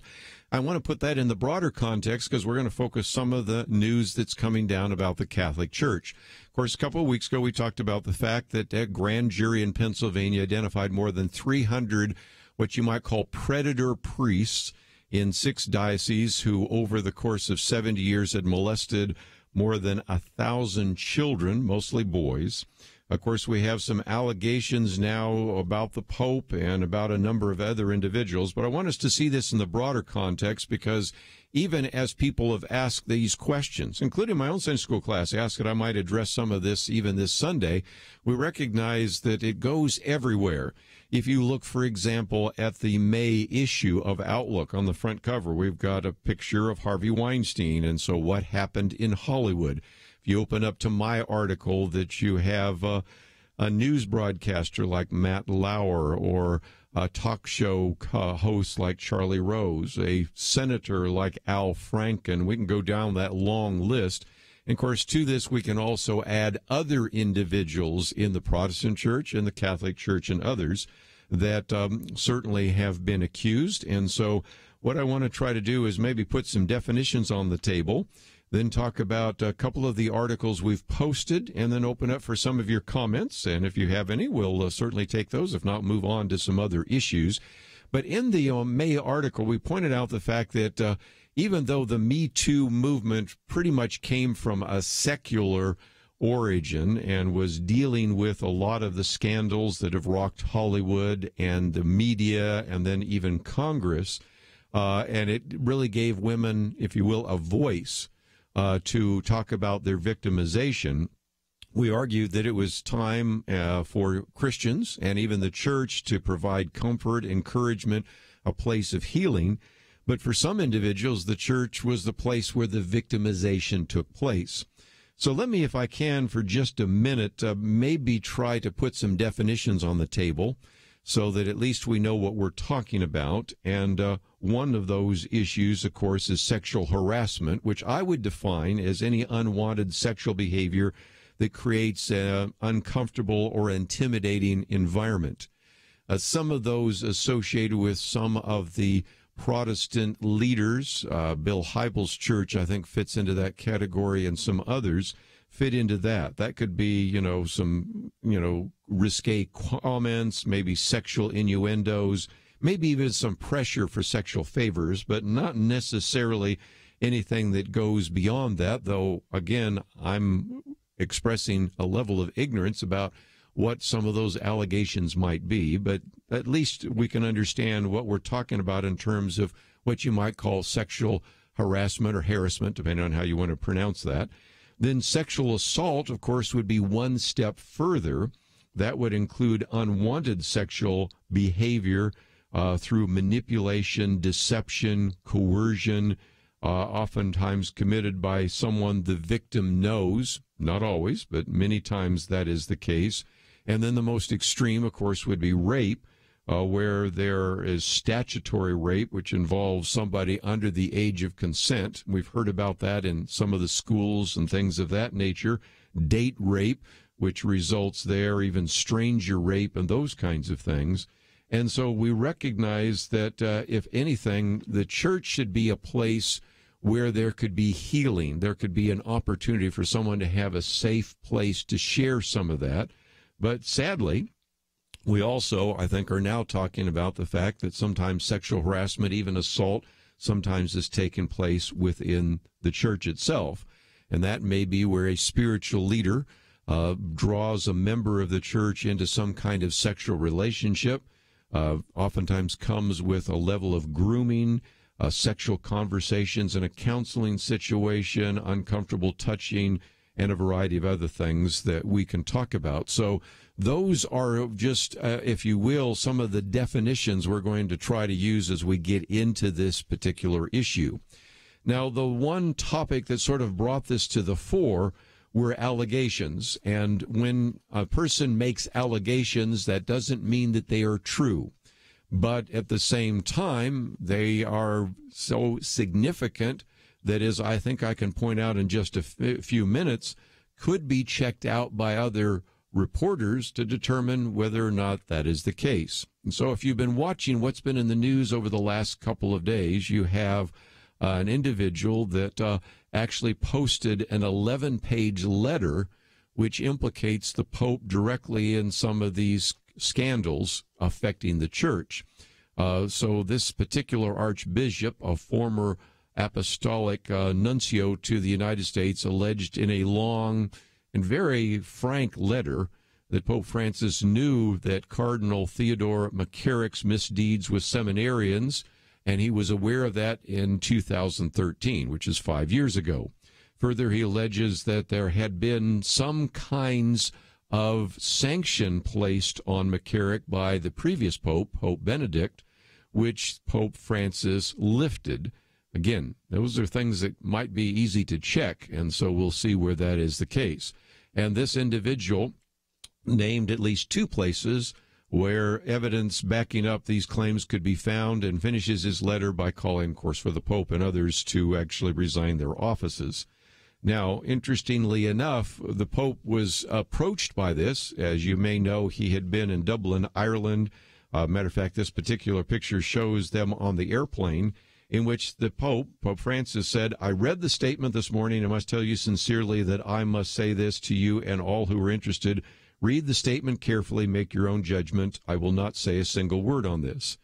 And so some people said, well, that means either the Pope thinks the accusations aren't credible, and not really wanting to dignify a response, or maybe was caught off guard by those accusations and all the rest. But in this letter, and it's a pretty detailed letter, he names so many bishops, cardinals, describes so many events that I think it would be really easy for reporters to begin digging through it and verifying or falsifying and discrediting some of those claims. And so one of the most alarming aspects of the letter is the fact, as it says in this article we've posted here, that it paints the church as something that really is not accurately and effectively governed. So that is one of those issues we want to put on the table. But when we come back from the break, I also want to read from the other article that we've posted by David French, because a lot of you might say, well, I'm not Catholic, so why should I care? I think he's done a good job in this piece saying Protestants should care deeply about the Catholic catastrophe. Those are his words. And so I want to read that just to help us think about how this affects the perception that people have of the church and of Christianity.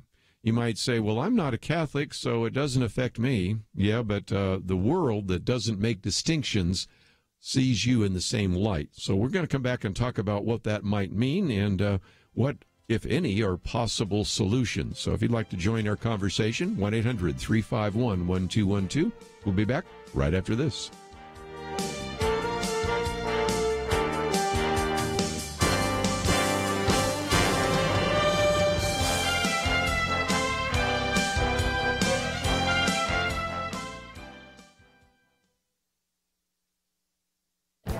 This is Viewpoints with Kerby Anderson. A recent post on breadstate.com by someone with the identifier Surgeon67 caught my attention. It provides 4 important critiques of the current attempt to promote a single-payer, government-run healthcare plan using the title Medicare for All. The 4 points are regulations, rationing, cost, and right to healthcare. The discussion of regulations starts with this question. Have you ever seen a government program that didn't come with a stack of regulations that would make War and Peace seem like a birthday card rhyme? Government money comes with strings, and there isn't any evidence that all of those rules and regulations make the delivery of health care better. Rationing is certainly going to be part of a government-run program since the primary task will be to reduce cost. But if someone else is paying for it, you'll be less likely to cut cost. The only way that the government can keep down cost is to institute guidelines that explain who can qualify for those expensive medical tests.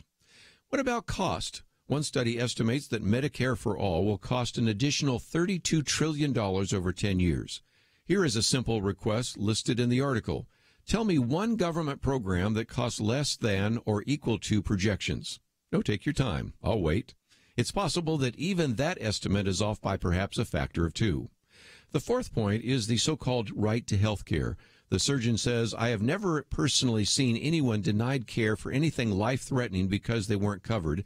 If someone had a ruptured spleen, we don't wait until the Visa card clears before we fix it, and we don't call Blue Cross for pre-certification. Medicare for All sounds nice until you begin to look into the details and what it will mean for you and your family. I'm Kerby Anderson, and that's my point of view. Take Kerby and the Point of View team with you on the go with the Point of View app. Search for Point of View Radio at the Apple or Google Play stores.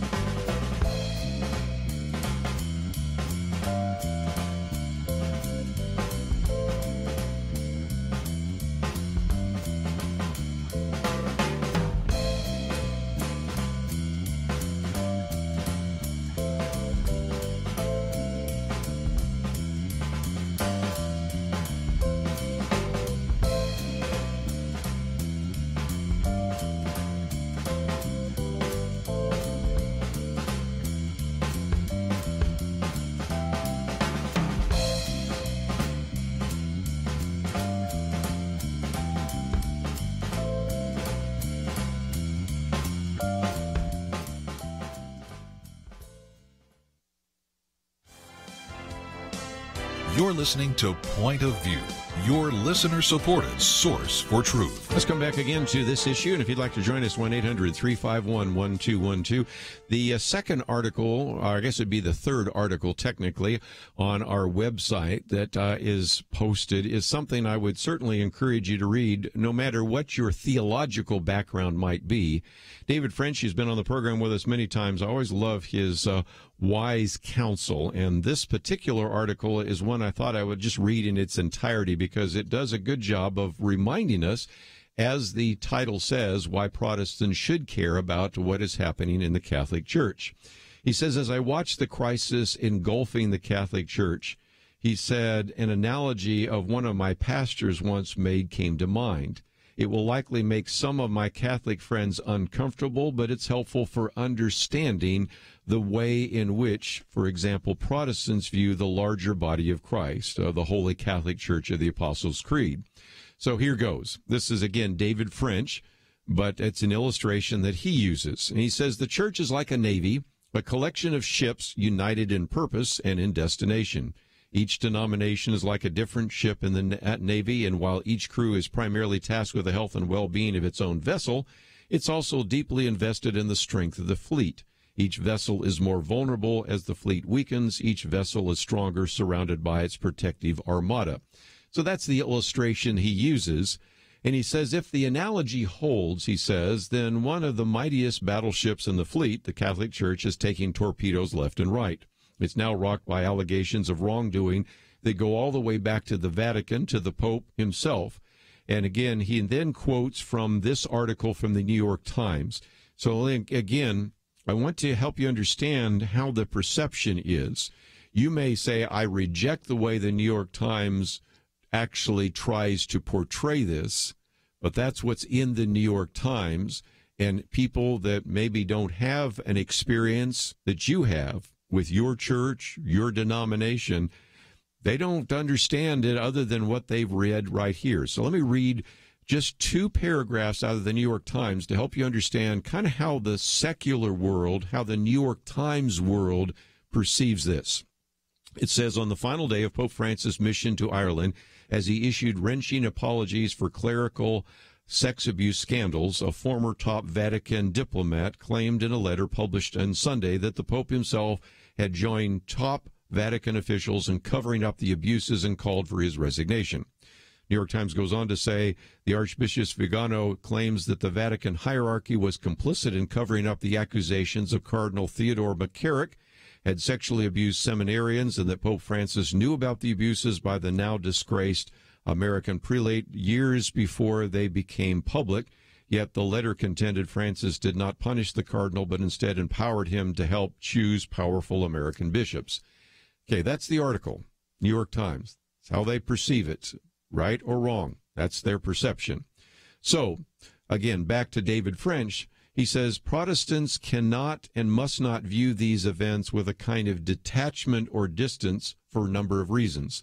And now he gives really 4 major reasons.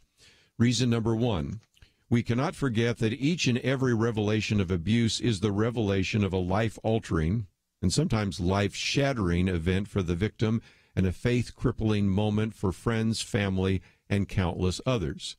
Second, given the plethora of recent sexual scandals in evangelical churches and seminaries, the Catholic catastrophe should remind us that perhaps only the lack of an equivalent hierarchy has spared evangelical churches from a similar systemic sin. David French puts in quotes, our scandals are more fragmented only because our churches are more fragmented, yet the entire church should be galvanized by what's happened and diligently consider the extent to which our own congregations are vulnerable to exploitation and abuse. Let me pause for just a minute. When I was asked to address some of this, even in my own Sunday school class, they have this little brochure they can fill out, a little flyer, and it says, Ask Kerby. One of them said, in light of all these things happening in the Protestant church and the Catholic church, what are we doing in our own church to address that? And so I spent some time just trying to find out what actually exists as accountability mechanisms to actually prevent this from happening in our own church. So that's the second point. The third point, reputational harm to the church can sweep far and wide, well beyond the guilty parties. David French goes on to say, no one should presume that in an increasingly secular world, our fellow citizens can so easily discern the good guys and the bad guys. And then he tells the story. He said, I remember well moving from the Bible Belt to Boston in 1991. That's when he went to Harvard. And being stunned to discover that my classmates painted the church with a very broad brush. He said, in my youth and naivete, I had largely pointed and laughed at the televangelist scandals of the 1980s, only discovered that I was one of them until proven otherwise, a gullible congregant in a church of con men. And so the point is that there is a tendency right now to say, well, that happened in the Catholic Church, or I'm not a Catholic. Or to say, I'm a Catholic, but that happened in a different diocese. Or, I'm a Catholic, but I don't support the Pope. Or I'm Greek Orthodox, and so I'm not even part of that tradition, or something else. But you have to recognize how a society more and more paints with a really broad brush. To make the point, David French says this. On Sunday, the Irish press reported that approximately 130,000 people attended a papal mass, roughly a quarter of the number of tickets issued, and down from the estimated 1 million who saw Pope John Paul II at the same venue in 1979. This is a stark, sobering evidence of a church in decline. So again, I pointed out a couple of points. First of all, let's recognize that every one of these abuses affects an individual. Number two, the number of scandals also are happening in evangelical churches. Number 3, the painting with a broad brush. Now the fourth point. Finally, and critically, there are immensely theological stakes for the larger church. While condemnation of child abuse is universal, and the recent spate of claims of consensual sex between two priests or between priests or other adults is leading once again to confrontation along old fault lines between traditionalists and those who seek greater inclusion. Again, here's how the Times frames the conflict. Again, he's quoting from now the New York Times again. New York Times says, factions have battled over the direction of church has gone under Francis with conservatives, especially some American cardinals and bishops, warning that his pastoral and inclusive approach and emphasis on social issues dilute church doctrine and pose a mortal threat to the future of the faith. Goes on to say in the New York Times, the willingness of the Pope and his allies to reach out to gay Catholics has infuriated conservatives, many of whom, like the Archbishop, blame homosexuals for the sex abuse crisis. The Pope has argued that the abuse is a symptom of a culture of privilege and perviousness among priests who value the church traditions over parishioners. And so here is another key point, and that is that some of these sexual scandals oftentimes, David French says, ignite battles over sexual morality, and there are always factions who are ready to eradicate scandal by essentially erasing the existence of sin. In other words, is there homosexual activity in the priesthood? Then some would argue then the real problem is the existence of the doctrine condemning the activity, not the activity itself. Well, he put some really good points on the table, and I'd love to get your thoughts about this because, if nothing else, there is a tendency for especially some of us that are not Catholic to say, well, that's their issue, it's not ours. But I think we've learned only so well, as we tried to emphasize even when we did our Outlook magazine, that the Me Too scandal is addressing a lot more than just one particular area. Yes, it started with Harvey Weinstein in Hollywood. Yes, it began to morph into conversations about what was happening not just in Hollywood but in New York. Charlie Rose, Matt Lauer. Then it began to morph into what is happening in Congress. And Al Franken is one example, but we can pick many others. But now, of course, we can see that those scandals also go to not just the evangelical church, but the Catholic Church as well. And a reason for us to begin to ask fundamental questions about what we can and should do. Are there mechanisms in your church and mechanisms in your sphere of influence to prevent this from taking place? Do victims have the freedom to speak out? So I'd love to get your thoughts. 1-800-351-1212 as we look at one of the bigger issues in the news right now. And as you've heard us say on Point of View, every issue's on the table, even some that are pretty controversial, and this is one of those. So if you'd like to join us, 1-800-351-1212. If you'd like to read those articles in their entirety, and I haven't read all of the David French piece, I'll come back and finish it off right after these important messages.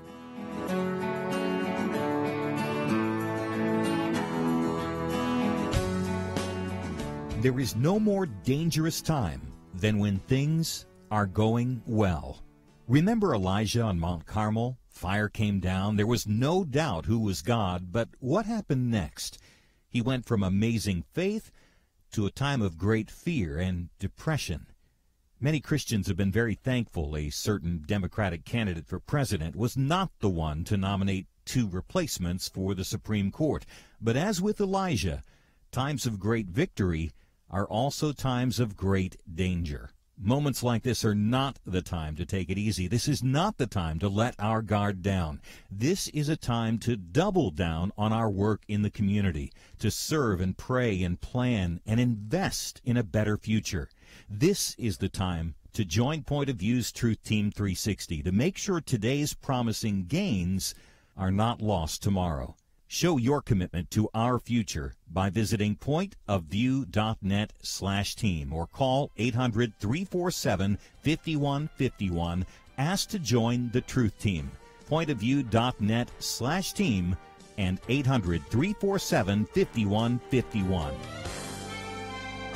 Point of View will continue after this.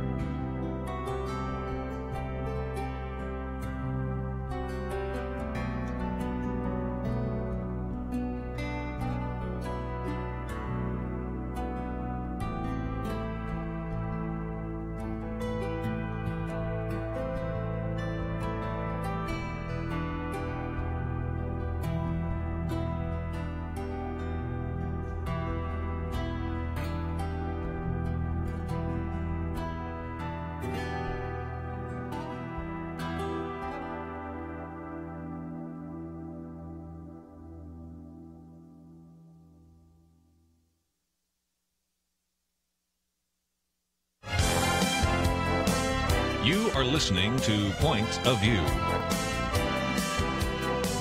The opinions expressed on Point of View do not necessarily reflect the views of the management or staff of this station. And now, here again is Kerby Anderson. Final half hour, if you'd like to join our conversation, 1-800-351-1212. Let me just finish this piece off, and I'll start taking some phone calls. And again, written by David French, Should Protestants Care About What Is Happening in the Catholic Church? Of course, his implication is yes. And then he quotes from the senior editor of First Things, Matthew Schmitz, who said, no matter what Pope Francis does now, the Catholic Church has been plunged into an all-out civil war. On one side are the traditionalists, who insist that abuse can be prevented only by tighter adherence to church doctrine. On the other side are the liberals, who demand that the church cease condemning homosexual acts and allow gay priests to step out of the closet. And David French, I love his response, says, even if you set this aside, as if one could or should, the biblical and historic teaching of the church, there is zero evidence that increased sexual tolerance somehow equates with decreased scandal, sexual scandal. He says it would be hard to find a more sexually liberated environment than Hollywood, yet one suspects we still don't know the full extent of the exploitation and abuse there. I mentioned Harvey Weinstein. 50 different women accused him of some kind of serial sexual harassment, so you can see the point. But he concludes by saying that, whether it's our Catholic churches or our suburban megachurches, implying then the evangelical churches, are shot through with the same sins that pollute the world. None of us have the luxury of believing our institutions are safe and that the other side is the one that is guilty, or that our side of the Christian divide has adequately guarded itself against the spirit that stalks the land. So, again, just a little bit of humility in the midst of that discussion, and I thought we would give you a chance to join the conversation. 1-800-351-1212, KNLB in Arizona. Tony, what would you like to add to our conversation? Well, years ago, I think it was back in 1979, I met this person who went to a place called Mount St. Mary's Seminary in, I don't know, it was Kentucky or some state back there. And he said that there was homosexual things going on there. And when he went to the head, I don't know if he's called a priest or whatever he's called, and told him about it, he said to him, well, you don't have to participate if you don't want to. And that's when he left the seminary. Also, I don't know if you know this or not, but out here in Arizona, just outside of Phoenix, there is a mountain called Mount Graham, which the Native Americans know as a portal. Now, there's a huge observatory there, and the observatory is run by the Jesuit priests, and it's owned by the Vatican. And the observatory, the telescope they have is better than the Hubble, and it's called Project Lucifer. And they say there are all kinds of UFOs out there that get in the way because they are basically the old, the fallen angels that had sex with daughters and men. And, yeah, there are such things as UFOs. And they are fallen angels. Well, if you'd like to join our conversation, 1-800-351-1212. I think I'll move on to our next caller here. Let's go to Massachusetts, I think, WSEW. Pamela, thank you for joining us today. Hi. Every time this topic comes up, and it comes up a lot all the time in terms of sexual orientation, it's now everywhere.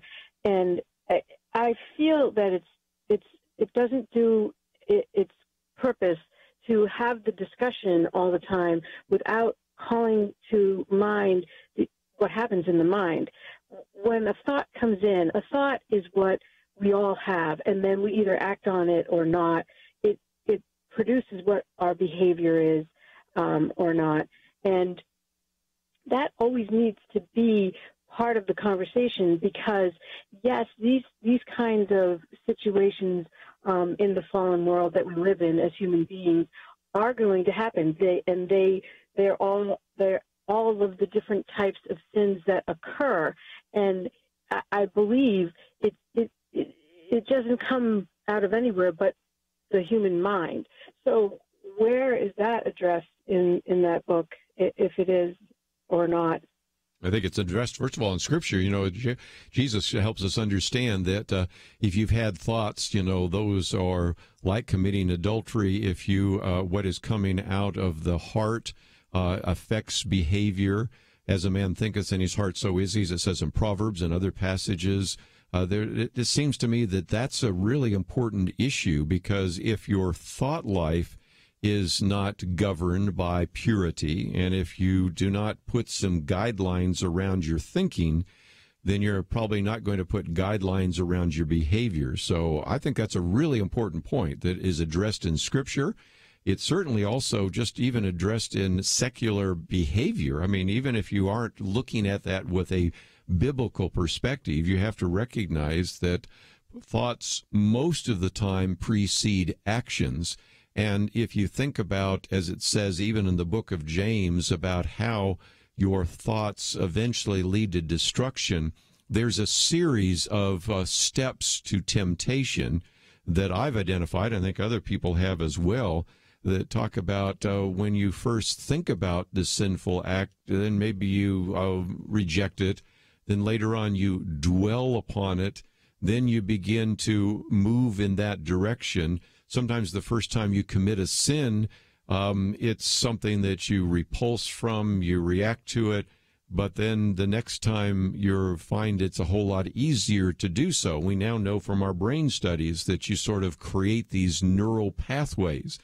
One of the guests we used to have on the show years ago illustrated it this way, and that is that the first time you go to do something sinful, it's like you travel down this country road, and about halfway through you retreat. But the next time you eventually travel down the road to the sin. The next time you go down that road, you notice that the road has straightened out a great deal. And pretty soon it's not a 2-lane road, it's a 4-lane road, and eventually it's a 6-lane freeway. Well, it's kind of a folksy way of illustrating what we now know today in terms of how you get the feedback mechanism in your brain that even allows it to be more easily for you to commit sin. And so this is why I think we, as we talk about in our Outlook magazine, the situation where you have these serial abusers, one individual begins to do this, other individuals do it, then they begin to do it again, and it becomes easier and easier and easier, and eventually they become kind of almost like serial harassers or serial rapists. So anyway, that was a long answer to what happens in the brain is one of the reasons why we need to control our thought life, because in many ways that also affects our behavior. But let's take another phone call. We'll go to California this time. Becky, what would you like to add to our conversation? I just turned on the radio, and I heard the opening of your comment was that there's like a divide amongst the Catholic, which I'm not Catholic, but I just thought it was interesting that I guess you said one part of them are trying to justify or say, why don't we let the priest be homosexual? Then that I guess is their solution. That's at least, yeah. You got the traditionalists and then the liberals, and that's what Matthew Schmitz is saying. He's the senior editor of First Liberty, because he's saying this. Really, now you're getting a conflict saying, hey, we wouldn't have this problem if we would allow people to have, if we'd have more increased sexual tolerance. And of course, my response, which would be the same as David French, is I can show you places where people have had a lot of tolerance of sexuality, and that's where sometimes the abuse seems to be the greatest. But anyway, what would you like to add to the conversation? I guess my point is isn't the whole point of the Catholic priest is that they commit to celibacy? True. So wouldn't that mean that they would not have any kind of sexual acts at all? I mean, isn't that their whole point? I would think so. And again, it gets back to, of course, they're going to face the same temptations as other individuals. And so that's another one of those topics that we can talk about as well. I want to take a break, though, because we have one of those mandatory breaks. I'll come back and take a few more phone calls. But one of the reasons we're covering this is, first of all, it's in the news. And there have been some that, as a matter of fact, I'm reading from this individual saying, I'm the only Catholic who thinks the church needs to consider getting rid of the old guard. What are we going to do? How are we going to address it? And that's an important question, whether you're a Catholic or a Protestant, whether you're a Christian or you're outside looking in. I think there's some very important questions about what can we and should we do. And starting at the list is accountability, in light of what Becky's just talking about here in terms of the temptation. If you indeed dedicate yourself to celibacy, that should mean something. And, of course, we'll talk about that and give a few more of you a chance to join the conversation. If you just joined us, as she just did, I've posted a couple of articles here. One that is entitled The Pope and the Catholic Crisis by Michael Doherty, who is Catholic. And then one by David French, who actually makes the case that Protestants should care about the Catholic Church because, after all, we are all part of a fleet or armada. We'll take a break and come back with more right after this.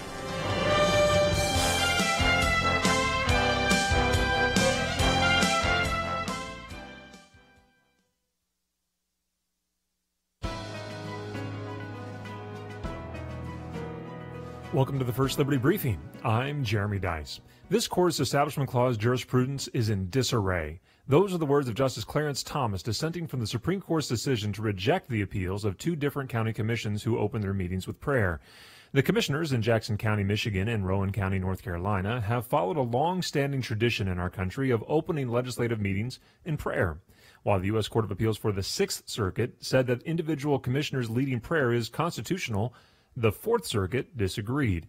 We know from past decisions of the Supreme Court that the lawmakers could hire a chaplain to lead the prayers or have a local volunteer pray. So why not the lawmakers themselves? As Justice Thomas observed, the only real difference is the person leading the prayer. For now, the conflict between the Fourth and Sixth Circuits remains. Lawmakers may lawfully lead prayers in Tennessee, Kentucky, Ohio, and Michigan, but the Fourth Circuit decision prevents lawmakers in South Carolina, North Carolina, Virginia, Maryland, or West Virginia from praying.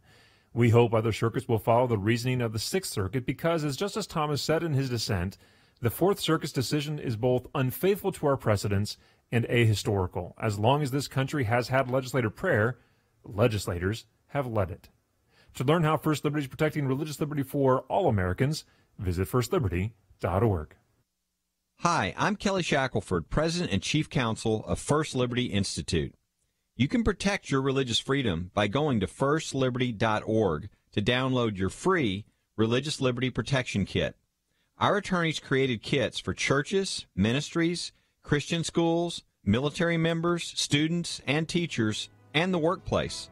Get your Religious Liberty Protection Kit at firstliberty.org. That's firstliberty.org.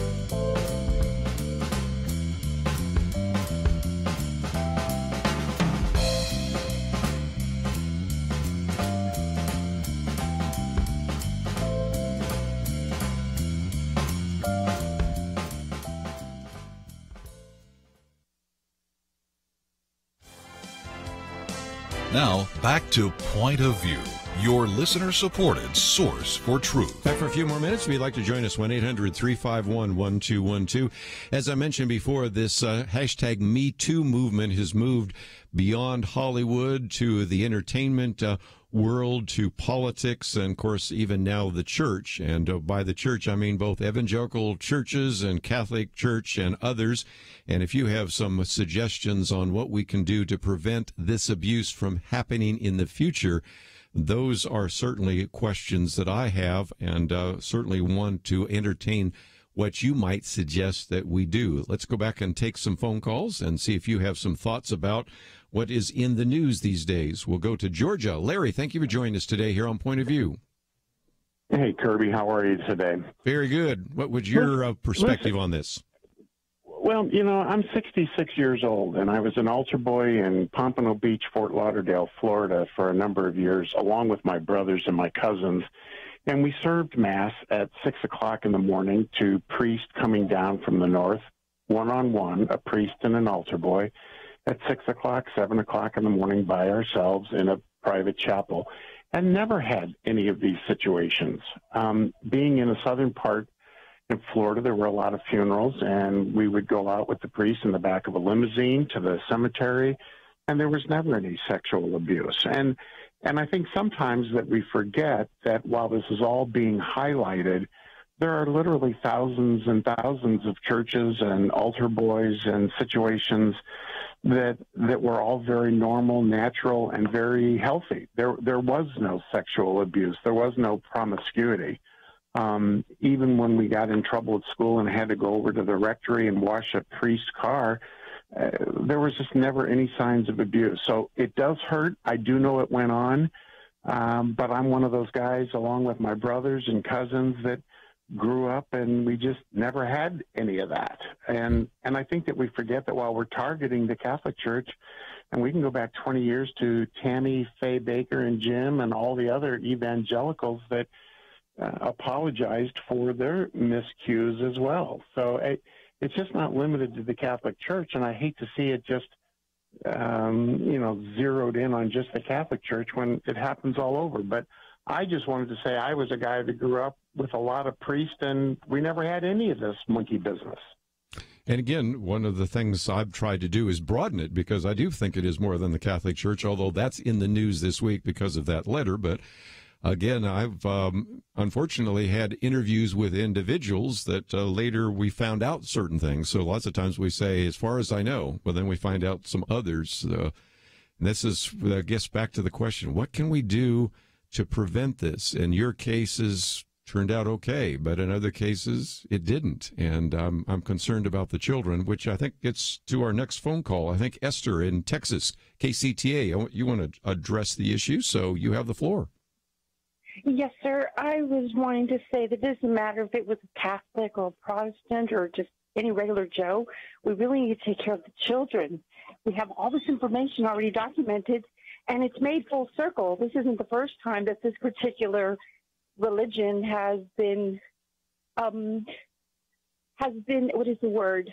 Discovered to have had all these things going on with them, with the priests being shipped from Ireland, and then just back and forth, patting them on the hand and saying, go on, we forgive you. But it doesn't make sense. What doesn't make sense is, why don't we find out who these children are and how old they are now, and let's help them. Let's help them have a better life, because they trusted the wrong people. And when it comes to it, these people that are in this religion, they're just people that made horrible mistakes over and over and over again. And why can't we just take it to justice immediately instead of letting them hide behind their skirt? We have to take care of the children. That's the most important thing right now, the children. And maybe these children are already adults.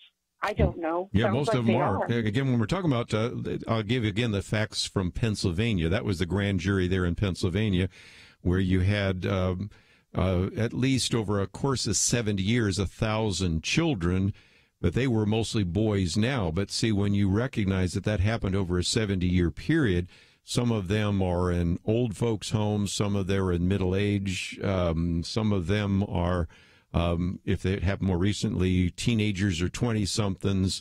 This is what we're talking about. And again, maybe at least the openness that is coming from, say, like the hashtag #MeToo movement, the evidence of some of the scandals out of Hollywood and in politics, maybe provide an opportunity for the first time for some of those victims to be able to speak out. But let's give at least a few more of you a chance to join our conversation. We'll head to the state of Kansas this time. KNEO. Tom, thank you for joining us today here on Point of View. Yeah, thank you very much for your time. I would just like to address some of the comments that have been made by some people. And I guess one of the first things I would say is, the apostles weren't far off when they said that they've come from us, but they are not of us. And I'm not just addressing that to a particular denomination, but anyone that uses the church as a crutch for sin and the works of the devil. But what I'd really like to get on is my concern for those that would say that, well, if we just endorse homosexuality, that will make things better. I would say as a lifelong Episcopalian that by endorsing a sexuality that is not advocated in Scripture, it's made things worse. Yes. And in fact, I would argue this, and I'm a person that doesn't like to identify with sexuality, but it's something that's very much ingrained in our brains. I mean, forgive me for this, but it's really sad when a 5-year-old has to ask his father, "Hey, Daddy, is it okay that Billy and Joe are in a relationship together?" Because even a child knows that there is something right disorienting about that. And so I think that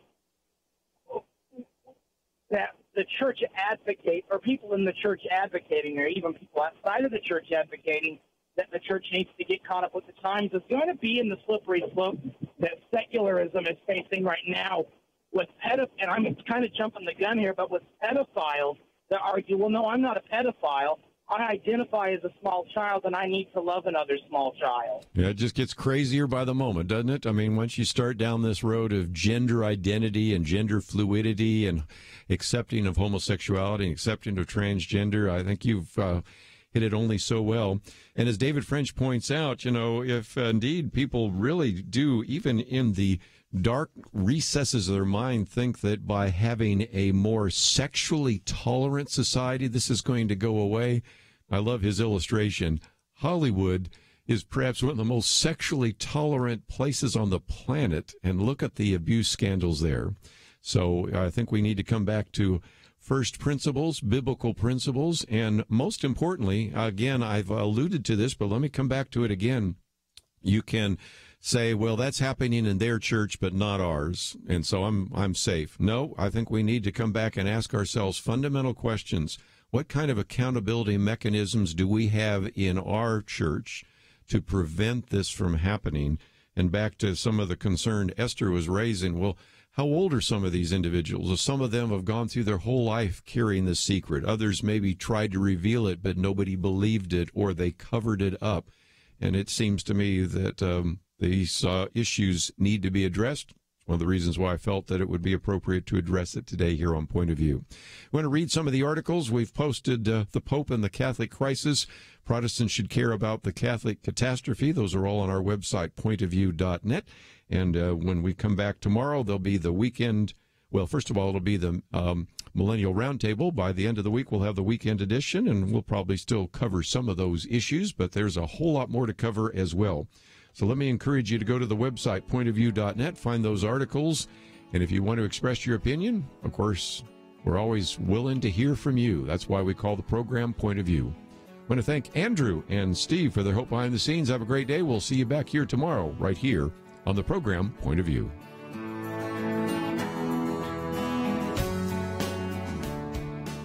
It wasn't long ago, it seemed, every official decision brought religious liberty and our ability to live as faithful Christians into question. Some of us wondered how long it would be before we were literally forced to choose between obeying God or men. That pressure seems to have subsided just a bit, and now is the time not to take a breath, but to work as hard as we can for the future of our nation. Thanks to you, Point of View is doing just that. And our special thanks to those who have become members of Truth Team 360. In football, 22 guys battle it out on the field while 40 or 60,000 watch in the stands, and perhaps hundreds of thousands more watch on television. We need a special few to get out of the seats and into the game. Join today by calling 1-800-347-5151 and ask to join the Truth Team, or visit us online at pointofview.net/team. We really do need you. The nation needs you.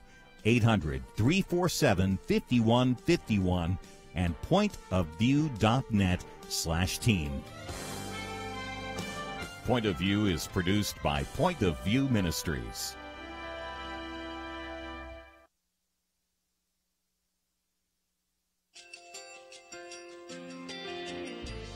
I just want to thank you so much for all the wonderful programming you have. You're just absolutely